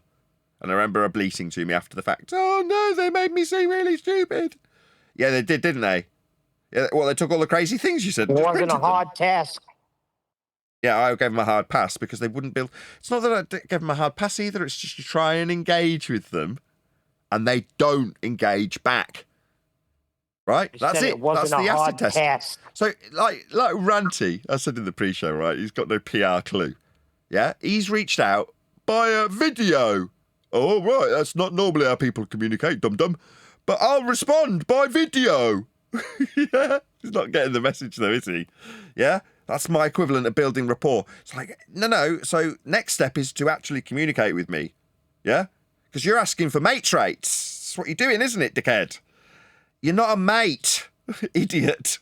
Do you not get it? This is obviously complicated stuff for someone like Ranty. Ranty reached out to you via video? I think she's his friend. He could get Nathan to do whatever he wants. Nathan's his puppet. Delusional. Okay. That's weird. Not weird, idiotic. Well, did he reach out for a reason, or? Well, Just by to say reach out, hi, you mean or- reach out in the same sort of standard that Duffy reaches out. Make a video saying you've invited someone to do something. Yeah, that's Duffy's standard, isn't it? Yeah. Yeah, well, Ranty doesn't seem to get that. No, I've called out Duffy for the same shitty standards that now what Ranty thinks he can apply because he used to hang around with me once. Yeah, well, I was talking about your stupid Ken Burns and how idiotic you were with your conspiratard nonsense that you waffled all day long. You did do some useful things that I'll acknowledge, Ranty, like get side onto a few wind turbines. Nevertheless, Ranty thinks he can get me for mates rates.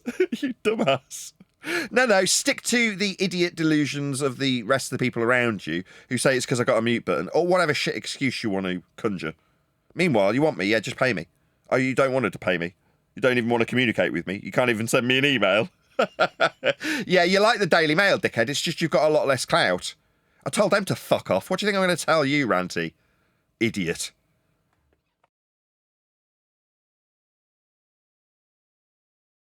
Yeah, these dickheads think they're Vice, don't they? That's just funny. Even I mean, this is. Go ahead, sorry. No, it's. I mean, why that name all of a sudden he shows up again? Like what? Yeah. What the hell's going on? Funny, isn't it? That's so funny. I don't swing in that direction. No, thank you, sir. I don't have mates like that. You know what I mean? So those sorts of people, they can pay me. You don't want to pay me? No worries. I'm not approaching you, am I? Am I sticking my hand out going, can I come on your show and you can give me money to do it? That's not what's happening. Yeah, but he's holding on to that time when he used to be on the show. So he thinks that you're still mates and he could just say, I'll get Nathan for you. No problem. It might have been, that could have been the case. People who are mates stay in touch, right? Even when they're busy. So occasionally you get people who, are in and out of touch because they've got stuff on. So it's like at any point, Anthony Riley's, he just doesn't come on the show. He's got other stuff going on. But at any given time, I can tell you something about Anthony Riley because I'm privy to it. So in a recent video, trying to make that point, I just mentioned something subtle, a little private piece of information I've got about Anthony Riley. That if you're an audience member, you're like, I don't know what you're talking about with that person in mind when you reference that. You're like, no, that's the intention. It's making the point that outside of what's broadcast, you keep relationships with your mates. Yeah? And then you can reference back to them. And then if somebody like Anthony Riley, as an example, because he's, in a way, in Ranty's mind, equivalent to Ranty. He thinks that, at least. That's what Ranty thinks. No. I know what Anthony's up to. He knows what I'm up to. Now, it might not be the case that we're hanging around day in, day out on the show, like when he was on the show and you were, but we've kept in touch and fallen out while keeping in touch, because that's what mates do. Yeah? But I haven't had that relationship with Ranty. I never did. So to suggest, all right, I can just get in touch. I can get Nathan. Can you? Whatever gave you that idea? Like I say, then you get compared to people like the Daily Mail. You get told to sling the rook because they haven't built any rapport with me. It's like, is Ranty building rapport? Did he send me that email? Yeah, same email I got off Will Duffy. You know what I mean? That response that he had from me saying, no, I'm not coming. Did that ever come? Did anybody get that? It doesn't exist. If there was no rapport building, there was no email exchange. Duffy's just a liar. Right? Same as Ranty. He's not PR trained. He's a painter and decorator. He doesn't know how to build a rapport with someone and get him to do something. He doesn't have to do those things. He doesn't have those skills. I mean, I can apply those skills to buying a microphone for 1/10 its value, so that if it fails, I can chuck it in the bin, and if it doesn't fail, I can potentially sell it for a decent margin and keep my mortgage paid. Go on top of the Skills that Ranty doesn't have. You want to help me out real quick? Mute there. Oh yeah, it's already 10. So yeah, those are. Okay, get on mute. Why isn't it allowing me to mute all? Oh, it did. Seems like it worked. Anyway, you're muted in G+. If you did want to chat, you can now go and unmute yourself because Chocolate was off mute. Anyway, the point is that being able to have that interaction with someone and convince them that they need to do something for you, for your and perceived by them, their benefit, that's gab. Like sales patter, gift of the gab, being able to negotiate. Those are skills that you don't just acquire or get trained in. You either got them or you haven't. Me, I know I've got those skills and can put them into practical use. I can build rapport with people. Yeah? If I choose to. I haven't just made an advert, right? This is the equivalent. I keep using this example. I'll just make a video tomorrow saying, I suggest that Ranty, I can get him to paint my house, you know. Now, I'm not going to communicate with him. I'm not going to send him an email. I'm not going to talk to him. I'm not going to go negotiate any rates with him. I'm just going to put out a video that suggests I can get Ranty to replaster my house. Not going to even suggest there'd be any payment involved. I reckon I can get Ranty to do that. Right, well, because, you know, he's a cuck. And if I tell him to do something, he'll do it. Stand there and watch while I shag your woman. Do it, Ranty. Stand in that corner, you pathetic cuck. And he'll do it. I suggest that on a video. I'll publish it. Let's see if it just becomes a reality. You know what I mean? We'll see if that happens. We could do that, right? That's the metaphorical equivalent. Now, some might see aspects of that as very real.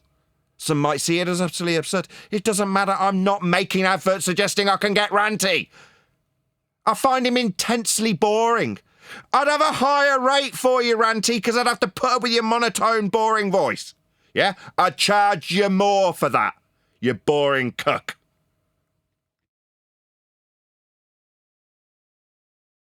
That's basically what he did. Meanwhile, Anthony Riley gets in touch. Oh, can you be on my show? I'm going to run a show. I need to talk about this on it with you. Can you be there to riff with me? Absolutely, Anthony. Keep calling him Rantony. Absolutely, Anthony. Yes, I would do it in a heartbeat. In spite of me being up against it too much on running 3 jobs. You're a mate. I'll be there for you, of course. What do you need? You know what I mean? That's what you do for your mates. You drop everything when they need you. Do you do that for the guy that wants to ridicule you? You're having a laugh. These people are so dumb.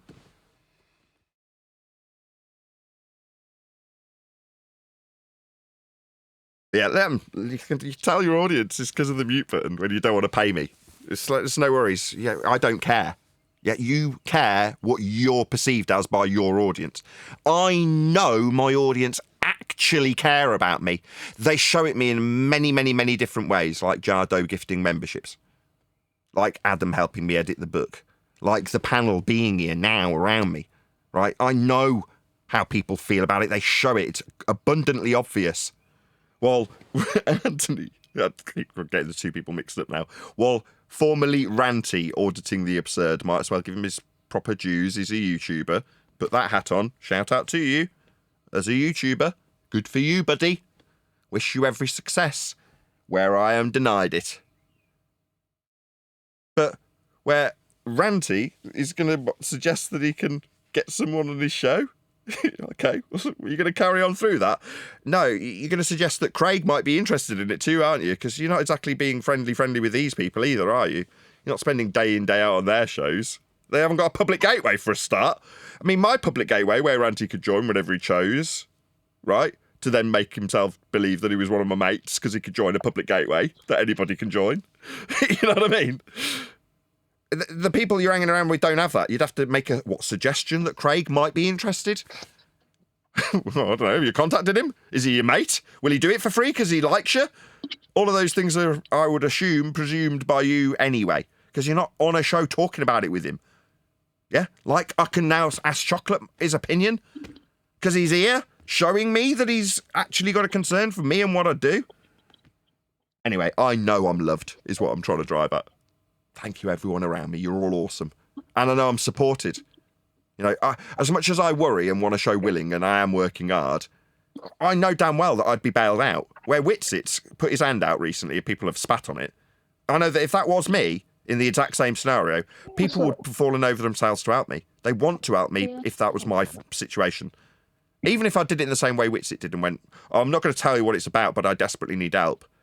If I was to be doing that, for whatever reason, it seems very unlikely, but people would know in my tone that I meant it and that there was something legitimate about it. That didn't come across from Witsit, it just came out like he was money grabbing. That's why he got called it. But I would know that that would be the support I'd receive from the community because it's happened many times. So it's like you don't need to concern yourself when you've actually got friends around you. About friendships, that is. Well, look I at heard that. the 10 grand was to validate Ether. Is that what it was for? Yeah, you won't be doing that. No, I'm just kidding. Nah, that's got to be something that he just wants money. Like all of them, I told you, they're all in it just for the money. And I know you do it for money too. Yep. But your heart is not in the wrong place. Well, I do things for money because I can say sincerely. I had this conversation with Craig actually, as I've just asked him to help me out with a shortcut to something, about doing things that you love. When you do something that you love, it doesn't feel like work, right? So this now, the time's just flown by. An hour and 5 minutes has just disappeared, right?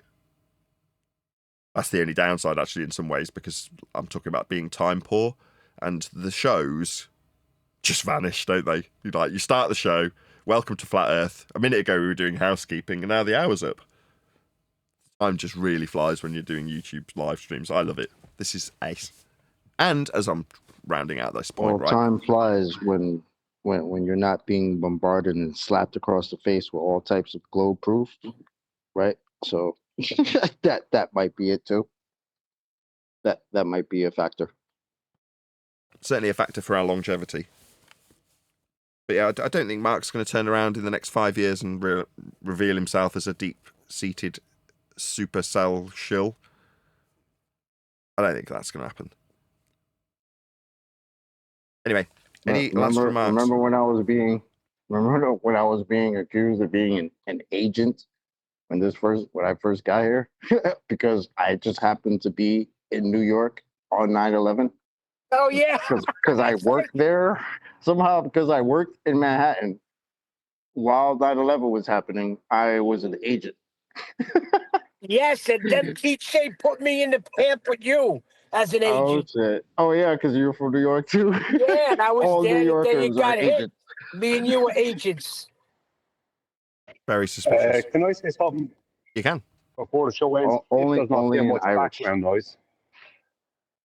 Only It after does not get much background noise because I'm in the shop, so you There let were me no know. planes. You can. You just got to get the mild racism out of the way.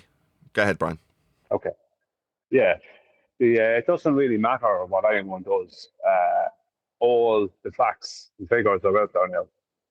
So it doesn't matter who decides tomorrow that they're suddenly going to try and knife everyone in the back or whatever. It means nothing now. Yep. I mean, completely there's agree. nobody can go, there's going to be a loss. Because it's all out there. All they're going to be doing is contradicting the facts they would have previously shown. That doesn't stop them things being a fact in the story. Thank you. No, I completely agree. It stopped being about people. It stopped being about groups. It stopped being about the perception of flat earthers and how they behave and what they believe in and the ghosts and ghoulies and ether and Bigfoot. It stopped being about that. It's now about the facts and measurements of an earth that is flat. That's all it's about. But with that, I'm going to say if you are watching this on either Nathan Oakley 1980 or Nathan Oakley Premiering streams, then stay tuned as there will be an after show to follow. And I'm like, no, on this show, we never let anybody talk about nonsense. We don't go into the feast of nonsense. And we even stopped him when he tried to. And now you're going to hold us responsible I need because to know somebody who you're leaves? talking Planes about. on 9/11. Owen. Who? Owen and Karen B. I'm getting these freaking Are- crazy messages. Oh, Arwen- yeah. Arwen Nathan is Oakley, going all in some on coach. Bigfoot? Oh, yeah. So I'm like, are you kidding me? Send me the freaking video. They sent me a video, and yeah, he's all in it. Oh, my goodness. It's insanity. But don't hold us responsible for that. Who cares? Like, really? Yeah, I but don't I'm just making a point. That's all they got. They go, here, look, yeah, they're trying anything to knock Nathan down or try to make Nathan look bad. That's what they resorted to. What's that Sasquatch got to do with me? How's this Well, making me look bad? because a panel member that was here for many years is claiming Bigfoot's real, and you're being held responsible for it. Listen, sorry, What? but How am I held brother here, responsible for while that? he was on the panel, like I don't. It's like this is. Oh my god. This is nonsense. How am I responsible for that? Well, they're saying this is what you get when you sit on Nathan Oakley's panel for 8 years. Oh, okay. Yes. Okay, so it's a joke, and I shouldn't even have entertained it, but it puts me off a little bit. But then I'm like, this is all they got. Did anything to tear down Nathan, and it's right as you do in the book. So They're lack of trying to pollute it as much as they can. Oh no, you making fun of Arwen getting into Bigfoot certainly proves your measurement of Earth. Sure, that's the ticket. Keep telling us how it's too big to measure the curve, but meanwhile make fun of Arwen. Oh, okay. It's like, come on, man, this is ridiculous. Let Arwen do what the hell Arwen's gonna do. Who the hell cares? There's probably more evidence for Bigfoot than freaking living on a magical spinning water ball flying around in a freaking vacuum. So, too bad for you. Boo hoo. Who cares? That's my personal opinion.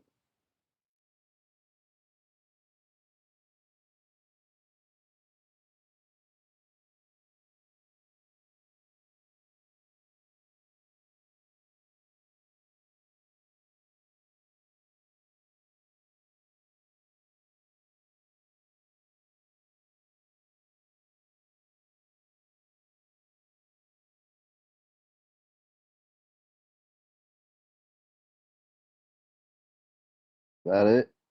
That's what they got.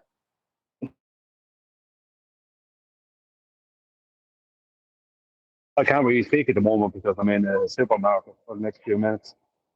So I can't say much at the moment. There's too much background noise, anyway. Pick me up some potatoes, man. I don't think I'm going to be able to send them over to you before the sell-by date is up. Ah, shit.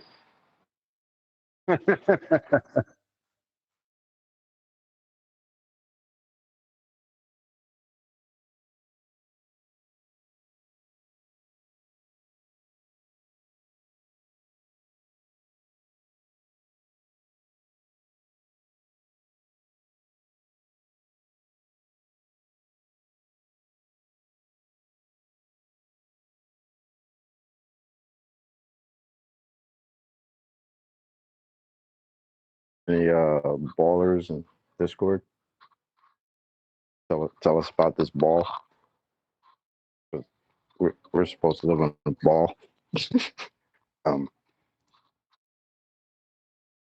So please tell us how this flat plane is a ball. Again.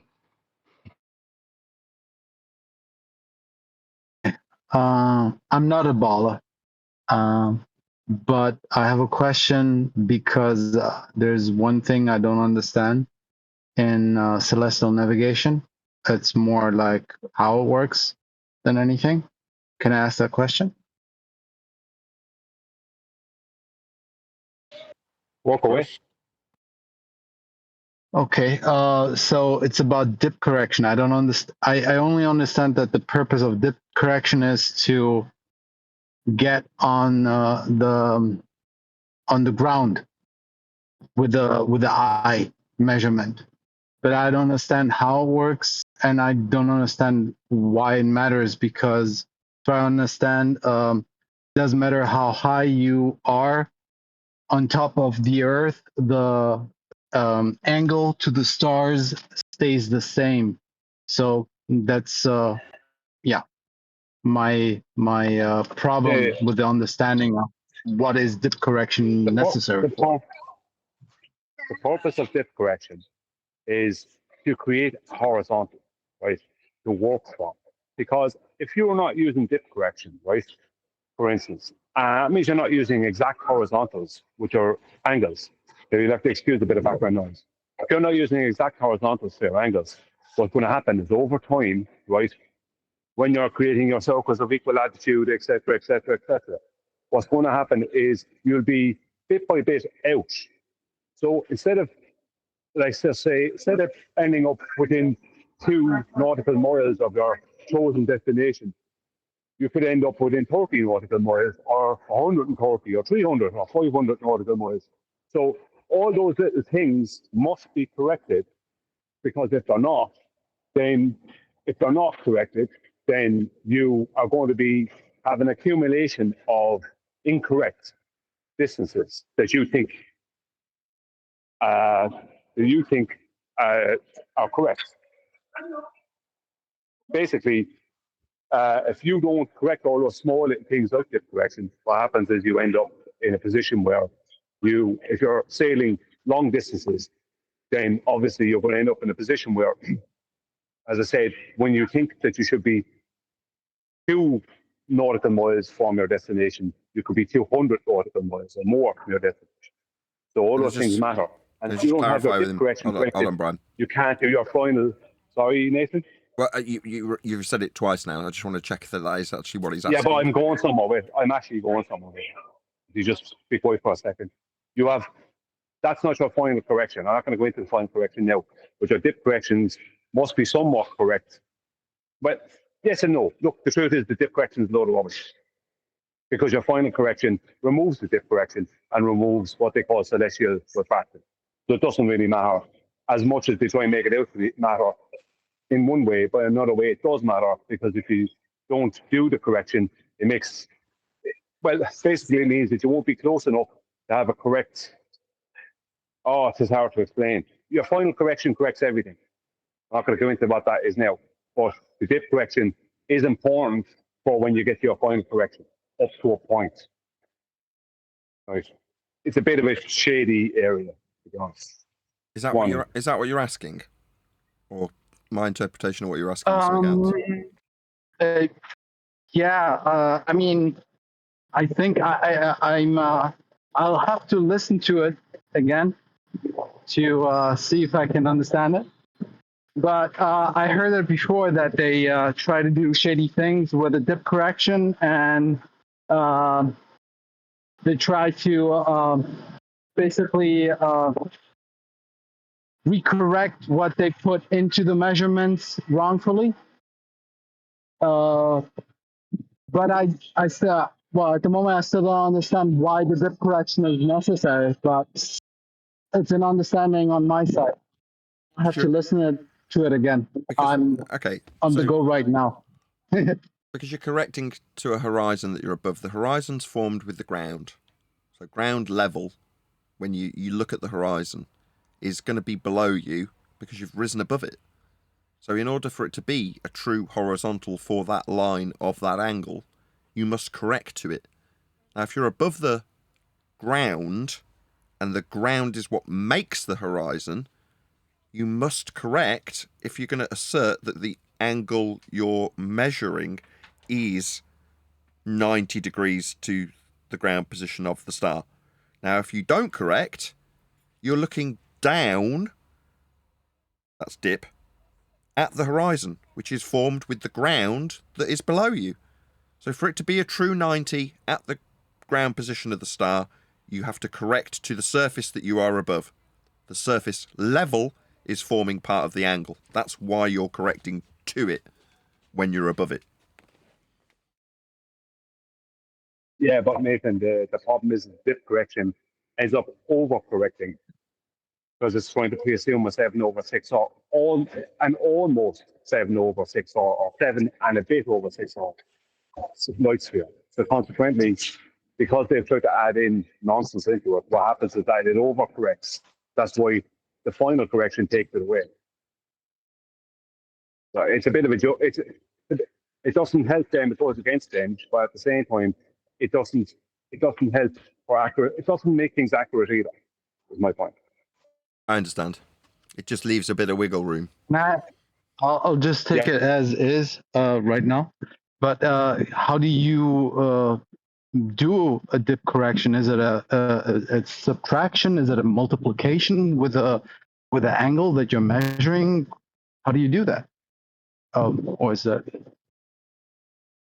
I don't know if the question is of interest.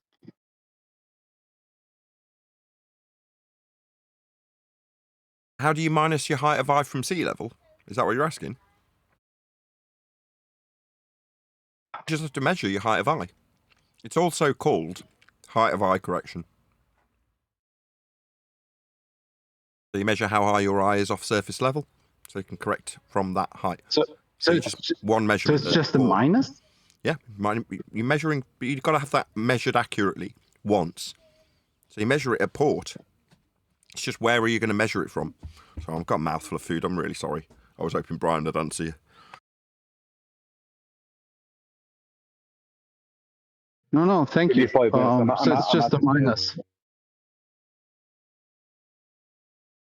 Yeah, you're minusing your height of eye. Height of eye correction. Dip correction. Thank you so much for answering. I have an appointment right now. I'm going to listen to it back later. Would you need a height of eye correction if you were on a raft? What, like in a rubber dinghy, like in a life preserver, Neil? Yeah, rubber ducky. You're the one. You know, a little rubber ducky. You're floating in it. No, And your face is right against the water. No, you wouldn't need to do any height of eye above the surface level if your eye's on the surface level, Neil. No.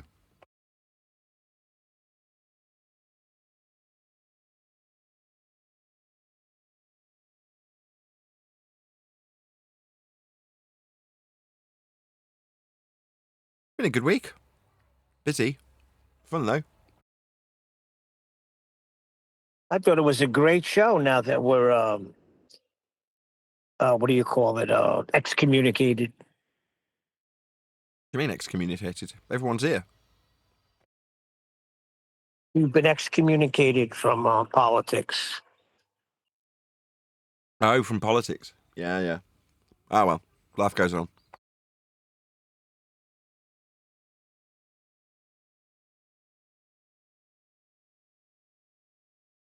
Yeah, but it is annoying, though, when flat earthers, supposed flat earthers, are talking about everything else but what they need to be talking about. And it's designed that way. I know it is. But come on. Get a clue.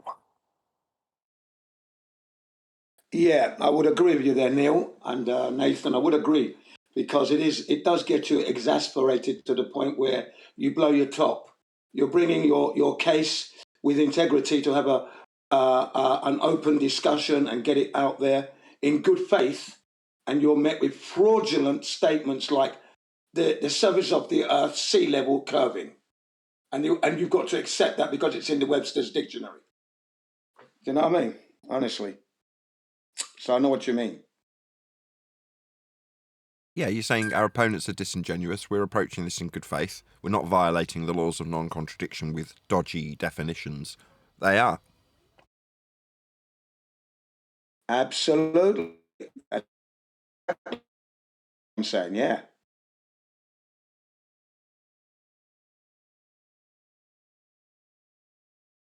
annoying thing is some flat earthers are, from time to time, are entertaining the stupidity and the pseudoscience dogma of it all, and it's boring. I have to keep saying to them, look, time is so precious. Moderators, what are you doing here?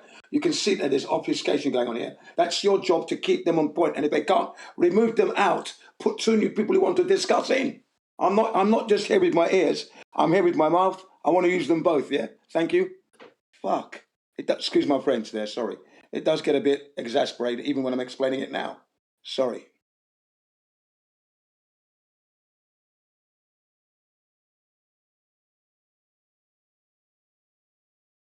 If I may just add this as well, there's a new server had opened up recently, you know what I mean? I'm sure you've heard of it yourself, Nathan. I think you know the character Omnivore. Okay, now, never in any server that I've gone to, when I post my material, whether they're illustrations, photographs, memes, have anyone complained. Omnivore, complaining to the highest level of complaints about the things I'm posting. He took away my posting rights, right? I said to him, you are singling me out because the material that I post is so accurate, it hurts you. It hurts your position and it hurts you emotionally. It cannot be that I go to all the other servers, the same material is put in, no one says anything, they have a discussion and it's welcomed or not welcomed, but they don't ban me from posting it. What are you doing? I asked him. Why would you do that? It's because it hurts you. It's hurting you. That's what's going on. I know Omnivore. Everybody else was saying it. Well, why would you stop him from posting? And someone asked, is this the pretty chat that we have to keep our means pretty for you? Do you know what I mean? You know, that's how silly they get. We're hurting them. Don't forget that. We are emotionally and integrity, destroying them. Okay, that's what's happening. So There's a word for it, Jin. It's called being an echo chamber. So in Omni's echo chamber. Yeah, over there, yeah. Yeah. Oh, yeah, yeah. Absolutely. So, you know, we just got to keep that impetus going. I always keep it basic. I don't get too convoluted with anything. Don't get embroiled in silly little nests now. I'm direct and clean, clear, cut, basic English. Children must understand what I'm saying because they're the ones that are currently learning it at school. And it's brilliant. It's having a positive effect. It's pretty funny, though. They're hating me. Yeah, go ahead. It's pretty funny, though, Jin. Well, why would Omnivore? So why would someone like that erase any or delete anything that you've posted?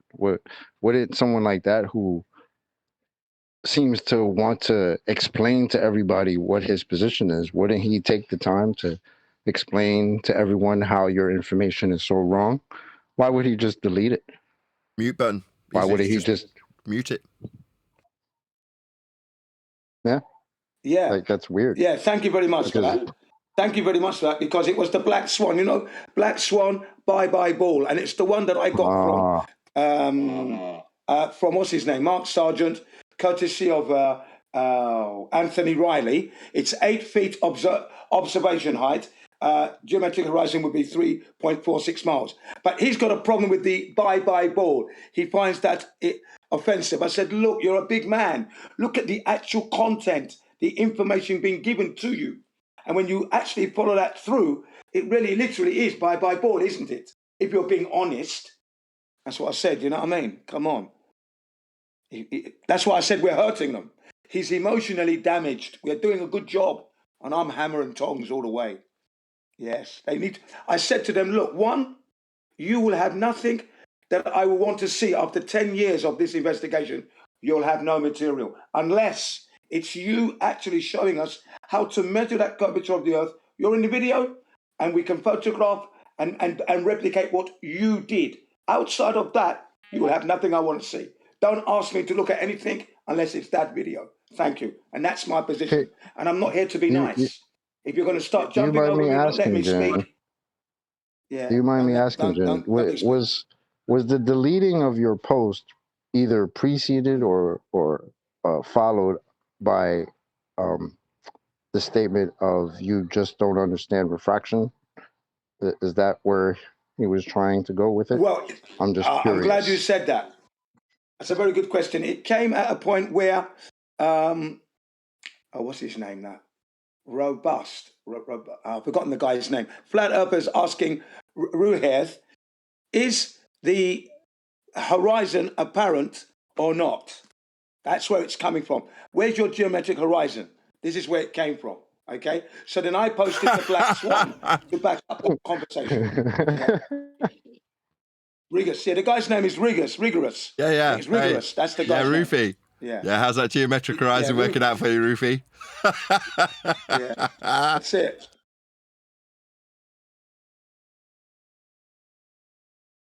Well, is the horizon physical? That damn geometric horizon still haunting them, huh? The one they gave up all physicality to years ago. Hold on a second. Now they're trying to resurrect it. Time out. Because it is physical. It's just not tangible. Oh, yeah. That checks out. Oh, it's physical. You physically see it. It should be. Yeah. Neil, I said exactly what you said, only slightly different. It should be physical, but we can't find it, is what I said. No, it shouldn't. I mean, physically see it. It's just not tangible. Wait, she's got no address, right, Chocolate? Oh, it's got an address, apparently, but you can't get to the address. The mailman can't get to it.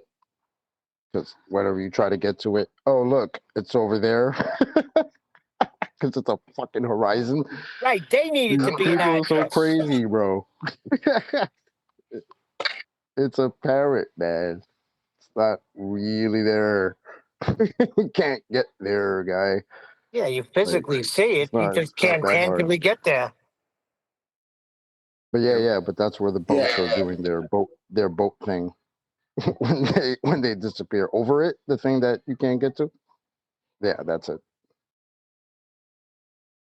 How far is the boat? So Rigorous, the flat earther with Ruhev now, that was going on for about 45 minutes of this Ruhev just totally obfuscating the question. So I had to jump in and say, look, moderator, I'm here to listen and also speak. I'm trying to interject. I cannot. You're allowing this thing to go on. And I know why you're doing it, because you're hoping somehow, some way, Ruthless is going to win this debate. But he's not going to win it if he doesn't actually answer the questions that are put to him. So can you please do your moderating here? Do you know what I mean? 'Cause it's rather frustrating. Okay. And then I actually said to Ruhev, look, you're claiming that your model predicts, but what you're predicting we cannot find. Okay. So please stop with the prediction and start proving, or sit down. Shut up. Bloody hell. His model's got a flat Earth in it. His model's got flat Earth for the distances and flat Earth for the heights. It's called surface level and eye level in his maths. So if he's appealing to his model, hey, how's that geometric horizon working out, Rufy? Yeah? You'll need a surface level to acquire it, won't you? There, son. Unlucky. What's that? If something is too big, if something would be too big to measure, wouldn't it also be too big to model? Yeah, but we can measure surface level. That's no worries. What model? So wait, you can give them a model as long as you tell them they're going to need a flat Earth for that model, Nathan? That's where we're going? Yeah, they'll need a flat Earth for the surface level in their model that we're calling this Earth curve mathematics, derived from surface level parallel with eye level. Hey, Rufy, yeah? You'll need a flat Earth for that, mate.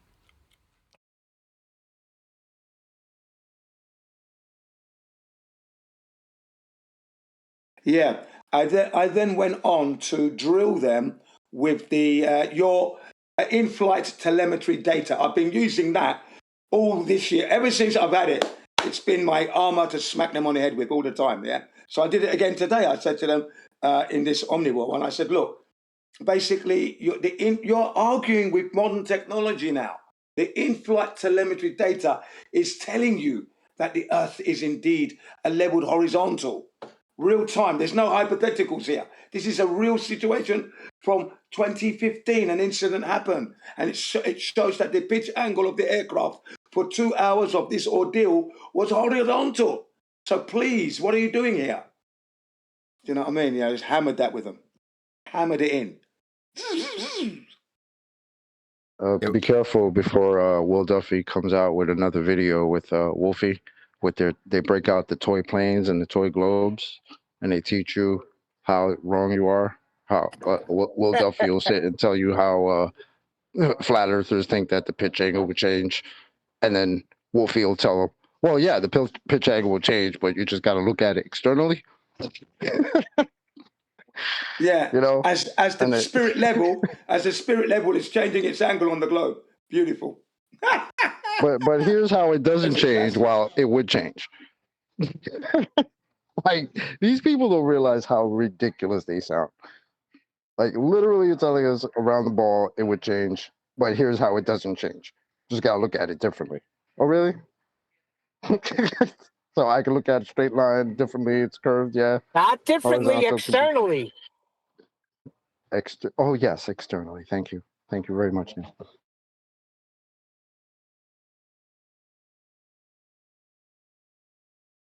Hopefully they come out with like part 2 or part 3 with of the,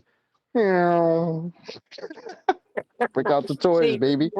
we 'Cause- publish citation and what official data. They bring their children's toys. Well, I mean, how else do you follow up the final experiment? You got to say it like that, right? How else do you follow that up? Part 2.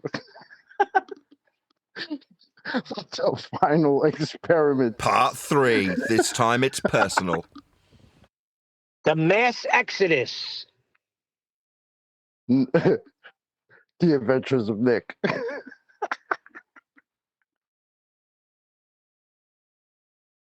Well, I know they watch our videos. Hopefully he understands what exodus means. That means Nathan wouldn't be here. We wouldn't be here if there was a flat earth exodus.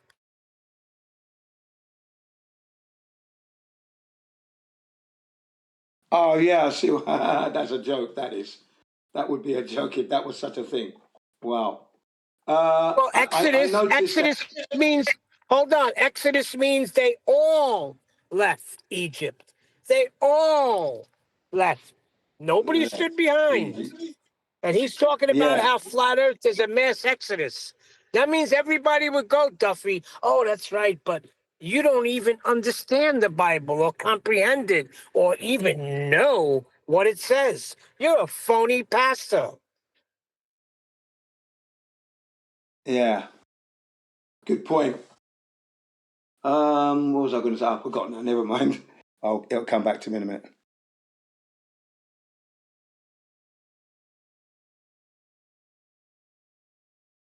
Not only that, Jin, but not just the children of Israel left.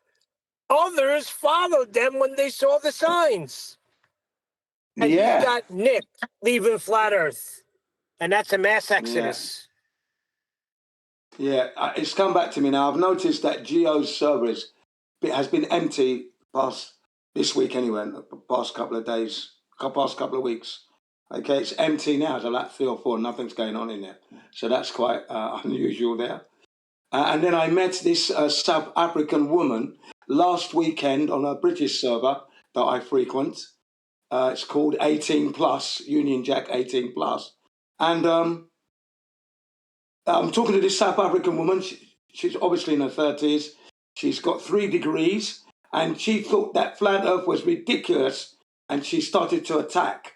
Okay, so I just asked her the basic questions of circumference, radius, speed at the equator, angle, tilt, how fast round the sun are we orbiting supposedly, how fast through the solar system, you know, the basics all the way through. She didn't know a single one of those, okay? So then I gave her all the numbers that she didn't know.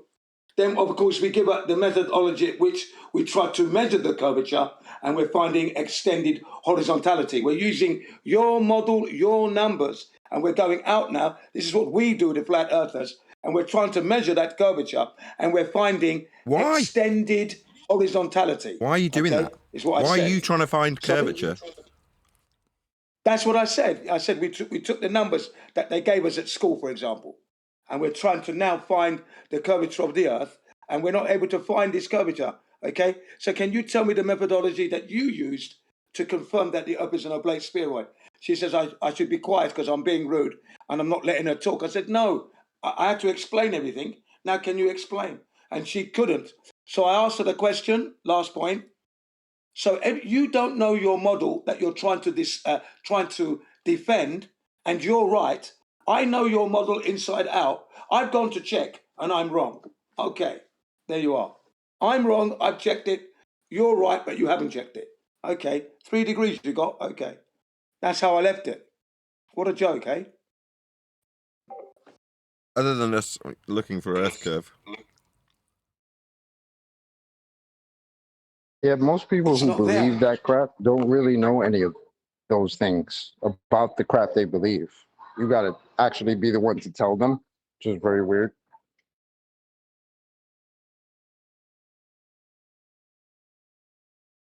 Now, this one's really going to make you laugh because Rigorous asked Ruhev what is meant by local flatness or local level in accordance to geodetic surveying and that, okay, with the theodolites. And that's when he started to just obfuscate, duck and dive under the table and not actually answer the question. And what is the distance of this local levelness? It was really funny. That's bloody good. I like that. So in other words, how far is local? Yeah. Like I used to ask that all the time. Like, so how local? If it's locally flat, where do I go that I'm not local anymore? How does that work out for you guys? Is there a distance to local? How do you measure local? It's great. You know what I Home said? Depot. I said, okay. Yeah, go ahead. Go on. No, go ahead.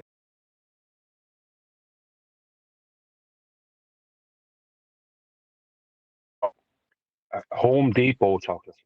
That's local level. Okay, yeah. So what I did was, okay, I've got my theodolite now. I'm using my theodolite. I've established a local level to, let's say, 60 miles. So I'm going to go to the 60-mile point now and establish another local level, 60 miles. And then I'm going to go again now to another 60 miles. Welcome to the flat earth, everybody. Yeah, now you talk. Now that's I'm much better. establishing so much level. Yeah, now you're talking my go on, language rather than we looked for the curve and tried to measure it. Why would we be doing that? But when you describe how we actually measure Earth, it's always flat, right? And what's their response? Well, it's locally flat. Yeah, we're measuring Earth flat. They know it, we know it. Yeah, because locally flat would still be flat. And measured. Yeah. Right. You always get an arbitrary number. I've asked in the past, what size is local, right? And Chocolate said he's asked as well, and Jin is asking it. And I was given 3 miles, let's say in a radius, 16 miles, and I think 10 miles in from 3 random people, 3 different random answers from 3 random people. So. Oh, it's the same thing like asking where, how far up do you go to see the curve, right? You'll get like 3 different answers because it's some arbitrary number that everybody has in their mind, right? Like where does magical floaty land start? You don't get a response to that. They all come up with their own shit. It's the same thing. How far is local? It's over there. Okay. No, it's supposed to be where the boats go over the horizon. But where the boat's going over the horizon, if I go there, then I'm local. But then what you're telling me is it's locally flat. So it would be flat wherever you are. That's what local would mean. It's flat wherever you are.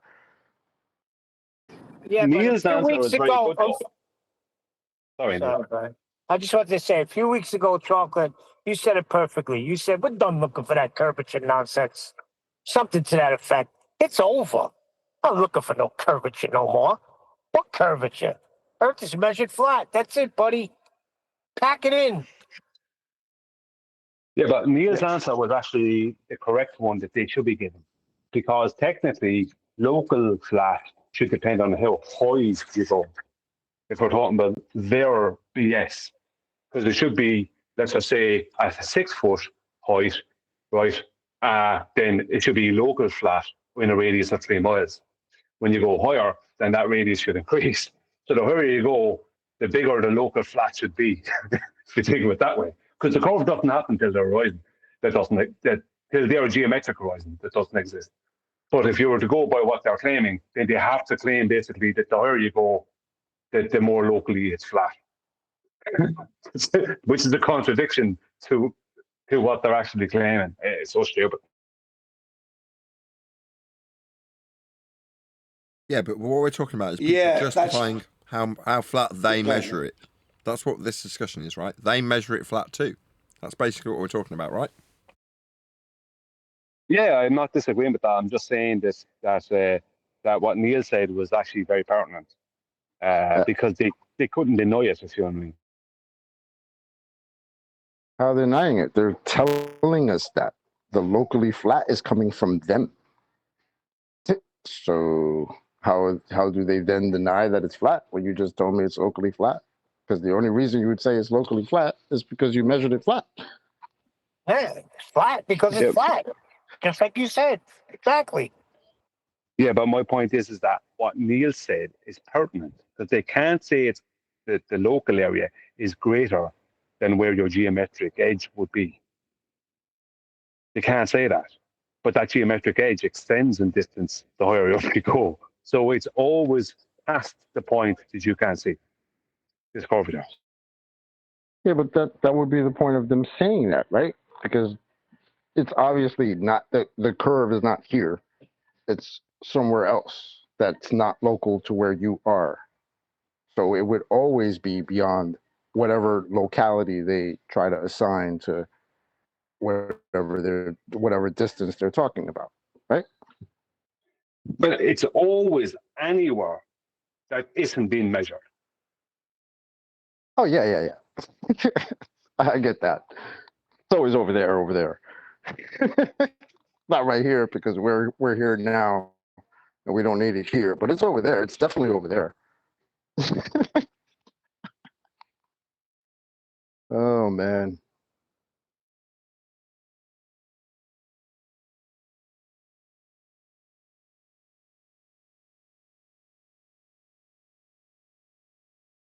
Yeah, yesterday again, I asked one of those the English moderator in the Omnivore server, what methodology did you use then to confirm without a doubt that the Earth is a globe, right?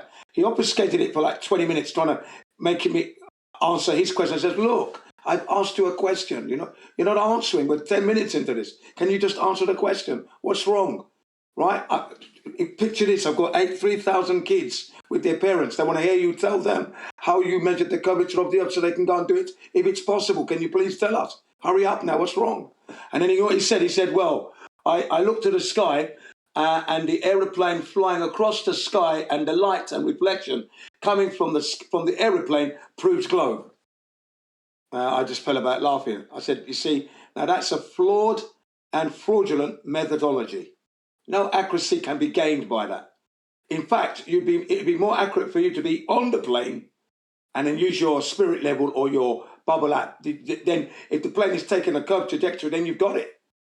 Okay? But to sit here and tell me that you're on the Earth's surface, you're going to look at a plane traveling across the sky and you're going to determine Earth's curvature from the light reflection, where's the accuracy in that? Sorry, that's not good. That was yesterday. Moderator.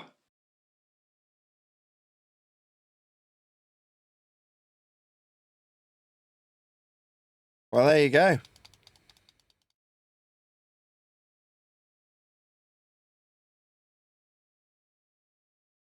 So that's kind of what they're offering, which is the same as they've always offered. They're just offering it now with less confidence. It's exactly the same as they always offered. All they ever offered were flat plane measurements that they then added onto. The difference is now they can't do that with the same confidence. So they're doing it because they can't concede that they must do it. So Exactly. they're doing it. You know what I mean? So they're just doing it out of lack of It's nearly a position of shame to put him when you put him in that position. When you put him in that position these days, it's nearly shameful for them to say it. They're nearly embarrassed saying it. That's what. Because If you listen to back then their it was voices, cool. Sorry, Brian. Yeah, back then it was cool. Back then it was No, cool but saying Chocolate's it's correct. too big to measure the curve. Right? It was cool because you know why the flat earthers came back with no, but there's supposed to be curve. Like kind of like what Jen said, we're looking for that. It's supposed to be there. Now we don't do that. Well, at least most of us don't do that. Oh, it's too big to measure the curve. Yeah, it's because it's flat. Thanks for telling us that. Yeah, but what about the effects Appreciate of it. curvature? The bottom of the building's missing. The effect of the same curvature that you just told us is too big to measure. That one. That one. Okay.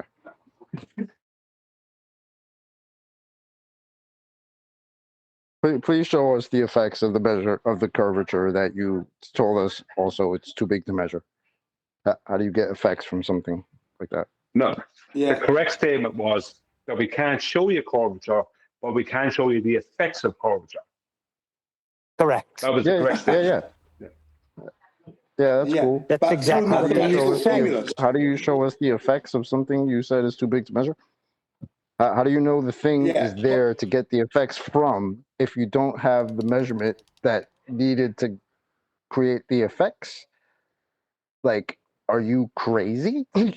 People like that, you just ask them, do you have your medication today? Are you feeling okay?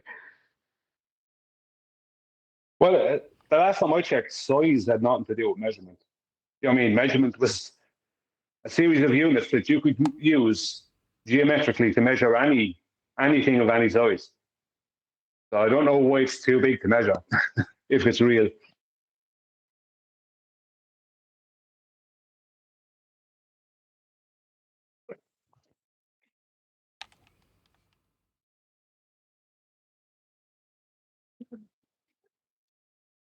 It's not real enough to measure. That's the real answer.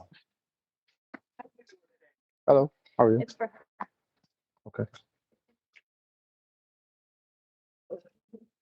Are you telling me? Thank you. Are you telling me, Brian, that the bottoms of those buildings are not missing? That's the effects of curvature. You already parked outside? You're off mute, chocolate. Yeah, if you can pull up to the curb, I'll bring them out. Why, is curvature at the curb? Chocolate? Chocolate must know where It's this is. been let off. It's been let off. Recently, I say recently now, I've been doing it for ages actually, quoting expected curvature through given distances, okay? And then I'm also describing what one should be experiencing every single time. And they hate me for it. You know Ooh, what I mean? that's going to get Nathan's goat. Yeah. Exactly. Why Yeah. should we Through be flight. experiencing them? Go ahead. Why should we be experiencing them? You know, if you're in flight or on a sailing boat for a ship or something like that, hot air balloons, etc. You're going to have visual experience as well as physical experience, of course.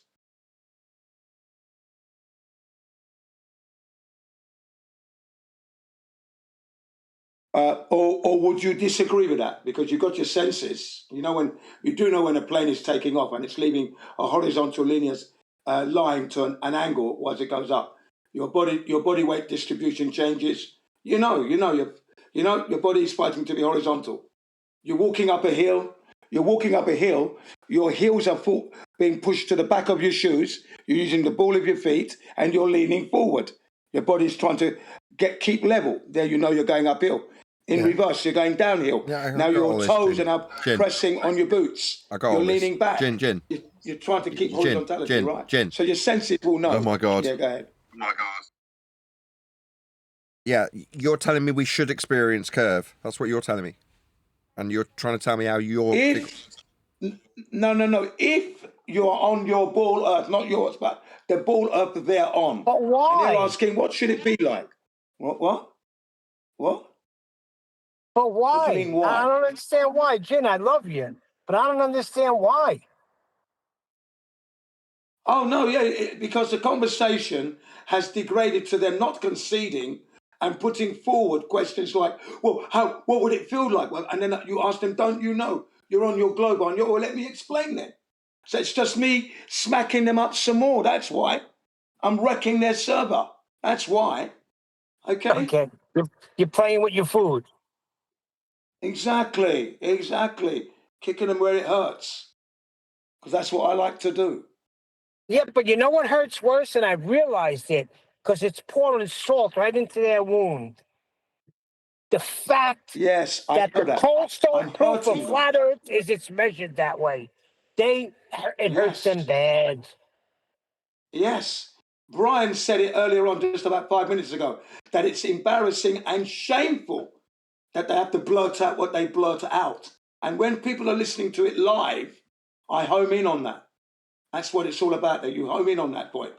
That this is an embarrassing situation. Look at this. Look at how they're not able to deal with the main thing, that curvature. That and then they ask silly questions like, why is up, up, and why is down, down? I said, ladies and gentlemen, they've just thrown the towel in. Because whenever a Imagine Glober the asks pain. that question, once they've asked that question, why is up, up, and why is down, down, that's them throwing in the towel. I will never answer that question because even a child knows the answer to that, ladies and gentlemen, clearly. Well, Well, it Jim, wouldn't really matter.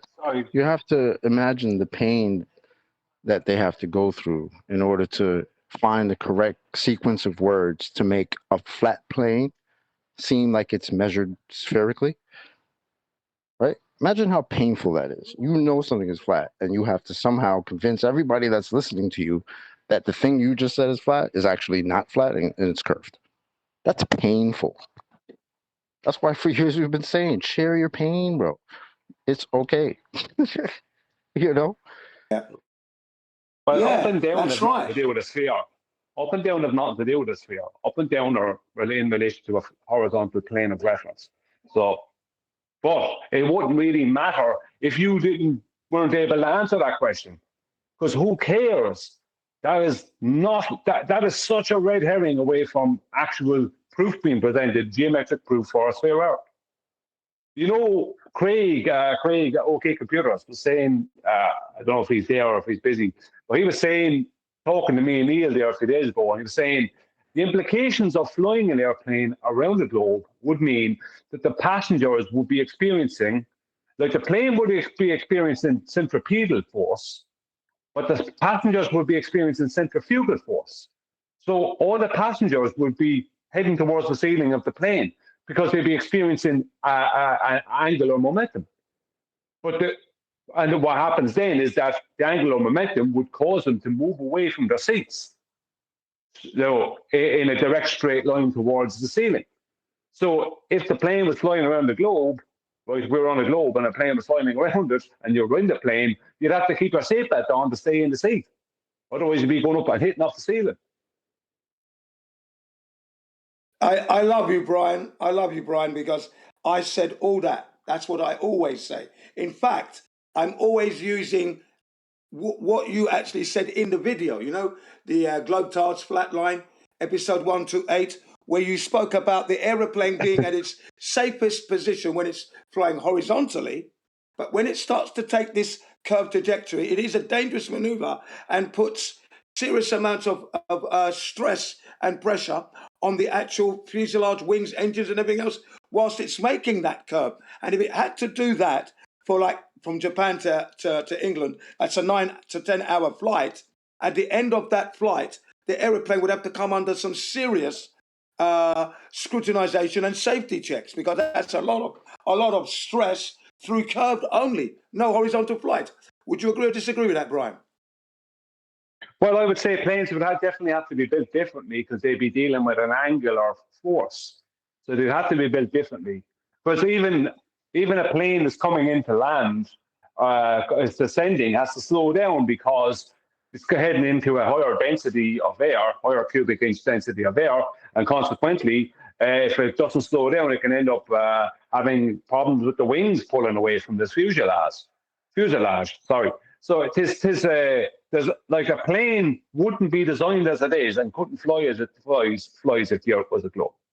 Have you seen my most recent videos? Brian.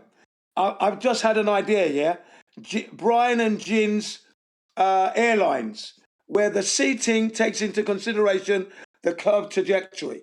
That means the actual seats move. Do you understand? So you remain horizontal as the plane is taking its curved trajectory. Do you understand? Much like a swing pedal. Can you imagine that? That would be a great plane, wouldn't it? Yeah, it's like it's on a swing, so you keep on being in the same orientation while the plane changes its orientation. Yeah. Gin and Brian's Airlines. Yeah, exactly. That's the one.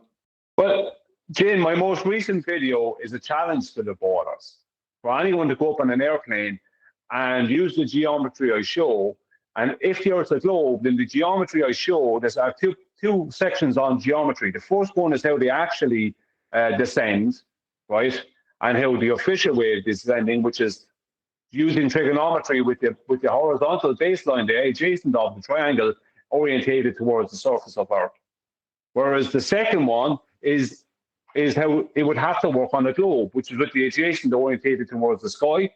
And I give all the details for the same altitude that I use, for the the first portion of the video. And I basically say it's very simple. If the Earth's a globe, then you can go up to 37,000 feet, use this exact calculation and this exact, use this exact calculation and figures, and you will end up 1,000 feet above the airport. If it's not a globe, then you will end up 30 miles away from the airport, heading into the ground. It's that simple. And all they want to do is talk about anything but the challenge. None of them want to address the challenge whatsoever. Yeah, thank you very much. Can you please DM me that video if you've got the time? I would love to see it because that's going to be, sounds like something I can use. Okay? Yeah, so, but once I get my head around it, I'm definitely going to be using it. If you DM it to me, I'm going to be using it for sure. But that's what I do. I'm just using all the stuff that you guys are pushing through that I think is valuable.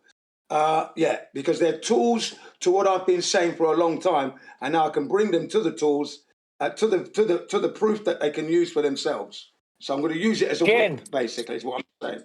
Yeah. Go ahead. Hey, Jen, if they take the challenge, they'll be committing suicide.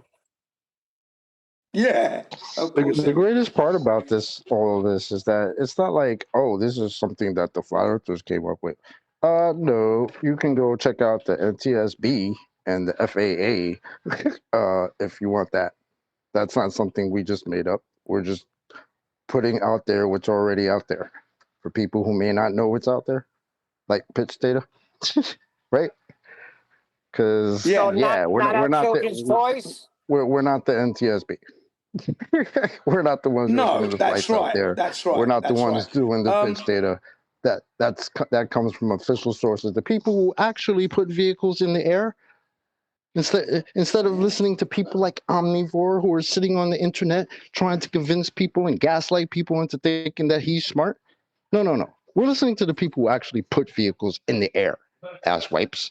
Like, what the hell's wrong with y'all? We don't have to come check you, McToon, or Fight the Tight Shirt, or Triangles, or any one of these clowns. We don't need you. We got reality. So kick rocks with your little, oh, it's a ball and all that. Sorry. That day is done. It's come and gone.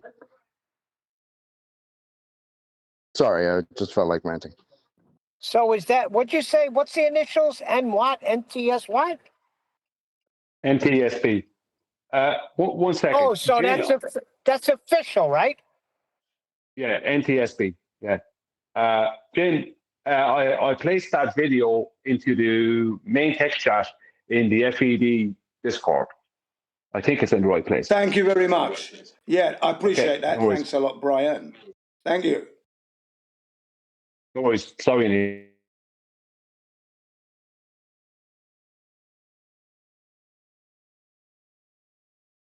Yeah, Neil. They're official. That would be the National Transportation Safety Board. Yeah. Not flat earthers, not flat earth central, not Nathan Oakley and whoever. It's the NTSB. It's the FAA. It's the people who put vehicles in the air. Thanks. Yeah, but hold on. The guy Wolfie's a pilot. What do you mean? He don't know about this? He brought his toys the other day.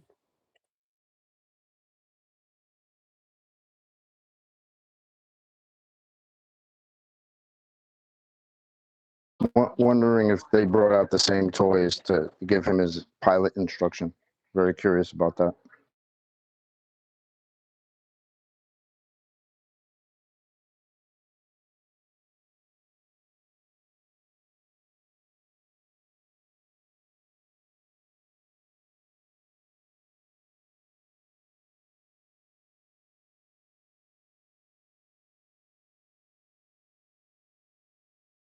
Right, is it time to round out?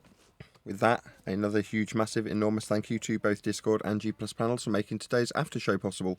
And of course, a massive thank you to all of you for liking, commenting, sharing, subscribing, joining as a Nathan Oakley 1980 channel member, and all that good stuff. I've been Nathan Oakley, and I will see you all in the next video.